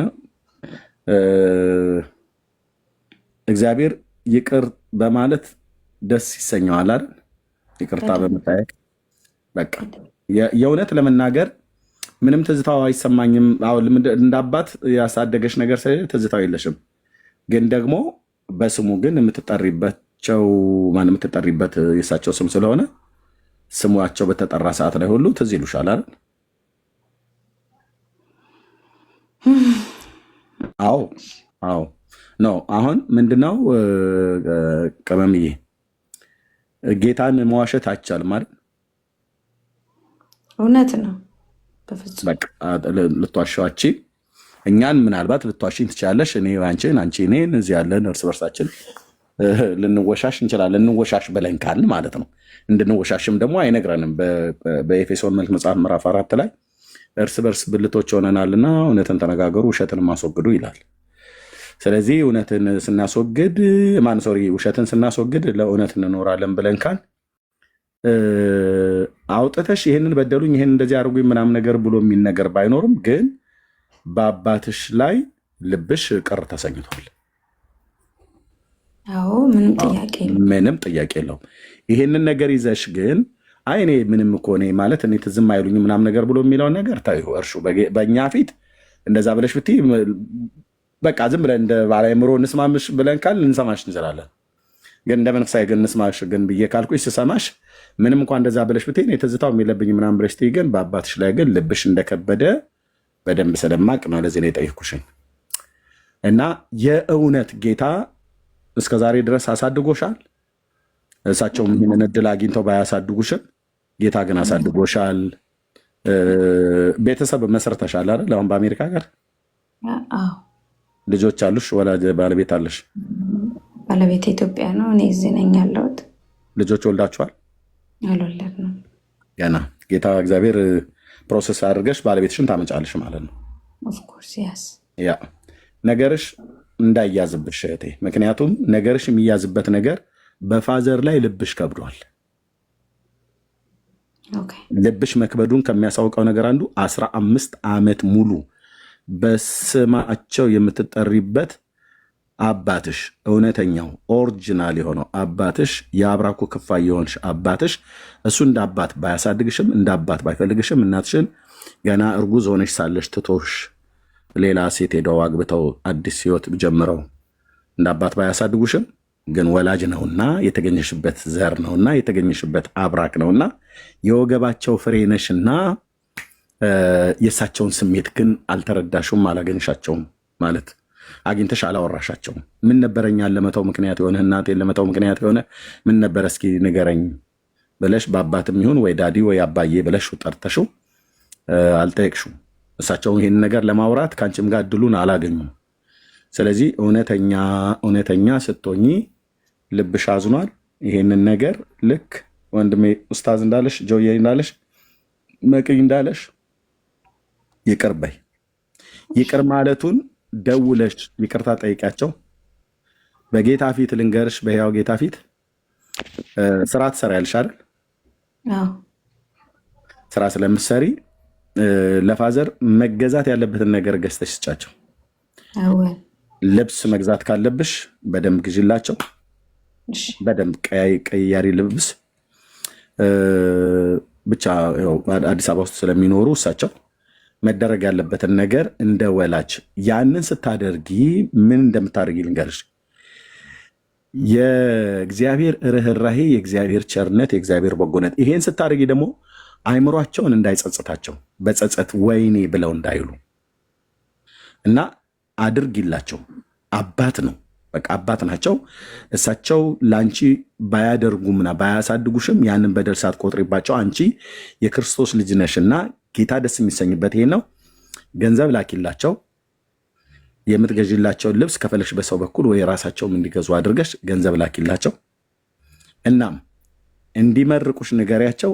ከአንቺ ዘንድ ግን እስከ ዛሬ ድረስ የመራሽን በሄድሽበት መንገድ ከክፉ የጠበቀሽን ያዳንሽን በቅዱስ አጠራሩ የጠራሽን ጌታ ኢየሱስ ክርስቶስን መስክሪላቸው። እሺ በመጀመሪያ ግን ይህንን ማድረግ ያለብሽን ነገር አድርጊ ቅመምዬ። እሺ በጌታ ፊት ነው የምነግርሽ። ፎሎ ባክ መልሼልሻለሁ። ስልኬን ከፈለሽ በውስጥ ታውልሻለሁ። ይህንን አድርጊ። ጨምርላት ኤርሚ። እሺ እሰጣለሁ። በልዬ ይህንን አድርጊና አይ በቃ እኔ እዚህን ያህል ድረስ ከሄድኩ ብለሽ ካልሽ ከዛ ያለፈው ወይ ከፈለሽ እኔ ባገኛቸው ወንጌል ልነግራቸው ሁሉ እችላለሁ። ግን ደግሞ በአንቺው አፍ ደግሞ በጣም ያምራል። ስትነግሪያቸው ግን ከወቀሳ እንዳትጀምሪ ፕሊስ። ከወቀሳ እንዳትጀምሪ ማለት እንደዚህ አድርገኝ፣ እንደዚህ ጥለኝ፣ እንደዚህ ምናምን ነገር ብለህ እንዳትይ። በቃ ያንን ያለፈውን ዘመን ታይላቸው። እሺ በቃ አይዶ ነው ከማዘር ጋር በምን ጉዳይ እንደተቃረኑ ነግራሽም ሊሆን ይችላል። ነግራሻለች። አዎ ሰው እንዳጋጫቸው እንደተለያዩ በቃ ሰው ነው ማለት ነው። አየሽው፣ ሶስተኛ ጣልቃ ገብነት አይደል? ሰዎች መካከላቸው ገብተው አዎ የተረገዘው ያንቺ ልጅ አይደለም ብለው እኔን ማለት ነው። በዚህ ምክንያት ነው፣ ግን ውሸት ነበር። አዎ ታያችሁ። እና አየሽ ያኔ የተረገዘችው ልጅ የኔ አይደለችም ብለው ሰው አጋጫቸውና ተለያዩ። አሁን ግን ልጄ ነች ብለው መጡ። ምክንያቱም ስትወለጅ ምራቱ ምንሽ ይመስላል? አሁን ፋዘርን የሚመስል ነገር አለ ሰውነትሽ ላይ? ፋዘሬን ነው የሚመስለው። ዋው ዋው፣ ፀጉሬ ምናምን ትለኛለች እናቴ። ዋው ምን ይሉ ይሆን ታዲያ ፋዘር? ያኔ ስትረገጂ ከሌላ ወንድ ነው የተረገሽው ብለው ሰዎች መጥተው ማዘርንና ፋዘርን አለያዩቸው። ሊለያይ የማይገባ ትዳር በሐሰት ወሬ ያለያዩ። እየሰማችሁ ነው የእግዚአብሔር ወንዶችና ሴቶች ልጆች፣ አያችሁ እንዴት እንደሚደረግ። በኋላ ግን መወለድ አይቀርምና ስትወለድ ስታድግ ማንም መሰለች? የተዘራው ዘር የፋዘር ነው ማለት ነው። ማነው አባትሽ ስማቸው? ሰጠኝ። የአቶ ሰጠኸኝ ልጅ ናት ማለት ነው። ምስክር ማን ይምጣ? አንደኛ እናት ተናግረዋል። እናትሽ በህይወት የሉም አሁን የለችም። ተናግረው እሳቸው ወደማይመለሱበት እውነታውን ተናግረው ሄዱ። ማዘር ውሸታም አልነበሩ ማለት ነው። ያጣሏቸው ሰዎች ግን ውሸተኞች ነበሩ። ፋዘር በጊዜው መስሎት በዚህ ጉዳይ ነው አኩርፎ ከሌላው እንድነው የጸነስሽው ብለው ትተዋት ሄዱ እናትሽን አይደል? መወለድ አይቀርም። ስትወለጅ ግን ስታድጊ አቶ ሰጠኸኝን ቁጭ ምን ይሉ ይሆን ፋዘር? በዚህ መካከል ሄደው ሌላ ሰው ጋር ገብተው ሌላ ሴት አግብተው ሌላ ወለዱ። ምን ይሉ ይሆን? እነዚህ ክፉ ሰዎች ያለያዩቸውን ሰዎች እነዚህ ክፉ ሰዎች ትዳሬን ያለያዩት ብለው እንደሚሉ ምንም ጥርጥር የለኝም። ለካ ልጄ እኔ ነበረች ብለው ማለት ነው። ስታድጊ ኮፒ እሳቸውን ሆነሽ መጣሽ እና በቃ ይሄንን ሁሉ አታንሽላቸው። ለጌታ ደስታ ኖርለታለሁ ብለሽ ካልሽ ጌታ ደስ የሚሰኘው በምንድን ነው ብዬ ስጠይቅሽ ሁላችንን መልሰው የሚችለውን መልስ ነው የመለሽው። ጌታ ይቅር በሚል ልብ በጣም ደስ ይለዋል። ወንድሞች እናቶች፣ በእውነት ነው ብዬ የምላችሁ ጌታ ይቅር በሚል ልብ በጣም ደስ ይለዋል። በጣም ደስ ይለዋል። ይቅርታን በተሞላ ልብ በጣም ደስ ይለዋል። እና ይቅር ባያቸው። ይቅር መላትሽን በተግባር ደውይላቸው። በስልክ ስልክሽን ስጫቸው፣ ስልካቸውን ተቀበይ፣ ደውይላቸው፣ ይቅር ባያቸው እና እንደ ልጅ የሚደረገውን አድርግላቸው። እሺ ቴንኪዩ እቴ። እስከ ዛሬ የመራሽ እግዚአብሔር፣ እስከ ዛሬ የረዳሽ እግዚአብሔር ለአባትሽ ይቅርታ ስትይ፣ ልብ በኝ እቴ፣ ለአባትሽ ይቅርታ ስትይ እንደ ልጅ ምንም እንኳን ባያሳድጉሽ አንቺ ያን ሳትቆጥርባቸው ስለ ጌታ ብለሽ ይቅር ብለሽ ለእሳቸው የሚገባውን ነገር ስታደርጊ እመኝኝ የሰራዊት ጌታ እግዚአብሔር በጎነቱን በቤትሽ በሕይወትሽ ይከፍልሻል። አሜን። በዚሁ ምድር ላይ አልኩሽ፣ በዚሁ ምድር ላይ እዛ መንግስተ ሰማያት ሄደሻል። መንግስተ ሰማያት ኦልሬዲ በጌታ በማመንሽ ትገቢያለሽ፣ ገብተሻል። እዚሁ ምድር ላይ ግን በጎነቱን ታየዋለሽ። መልካምን ነገር ዘርተሻልና የሰራዊት ጌታ እግዚአብሔር መልካምን ነገር በዘመንሽ ያሳጭድሻል። አሜን። እውነት ነው። በቃ አድርጊው። ተባረኪ፣ ተከናወኝ። አሜን። የጌታ እጁ ከአንቺ ጋር ነች። አድርጊው ፕሊስ። በውስጥ መስመር ከቻልሽ ስልክሽን ጻፊልኝ። እሺ፣ እሺ። እኔም ልኬልሻለሁ። ተባረኪ። እሺ፣ ተባረኩ። በጣም ብዙ ጊዜ ባለቤቴ ራሱ ጠይቆኛል፣ ልውሰድሽ ላገናኘሽ ሲለኝ በቃ አቃተኝ ማለት ነው። እና እምቢ ብዬው ነበረ ሀገር ቤት በሄድኩ ጊዜ ማለት ነው። እና እግዚአብሔር ዛሬ ሊፈታኝ ፈልጓል። ለጌታ ክብር ይሁን። እንዳታዊ እንዳታሳድሪው ቅመምዬ። አሁን ነግቷል። ኢንተርናሽናል ኮል ካለሽ ደውይለት፣ ካልሆነ ቫይቨር ላይ ይሸጣል። ታውቂያለሽ አይደል? ለሲስተር ነው ለታላቋ እህቴ የአንድ እናትና የአንድ አባት የሆንን አለን። እኔ ሶስተኛ ልጅ ነኝ። እሷን ትልቋን እህቴን እሷን ነው ስልክ ላገኝ የምችለው። ጠያይቃልኝ የእሱን ስልክ በቃ ፈልጊና ጠያቂና ደውይላቸው እህቴ። እሺ። ተባረኪ። አሜን። እሺ በልዬ የሆነ ነገር ላውራሽ እያለ ነው። በል አንተ መሆኑን እኮ አላወኩም። ፕሮፋይልን ቀይራ አላወኩም ነበር። መኩሪያ እውነት ነው። እንደዛ ሆኖ ነው።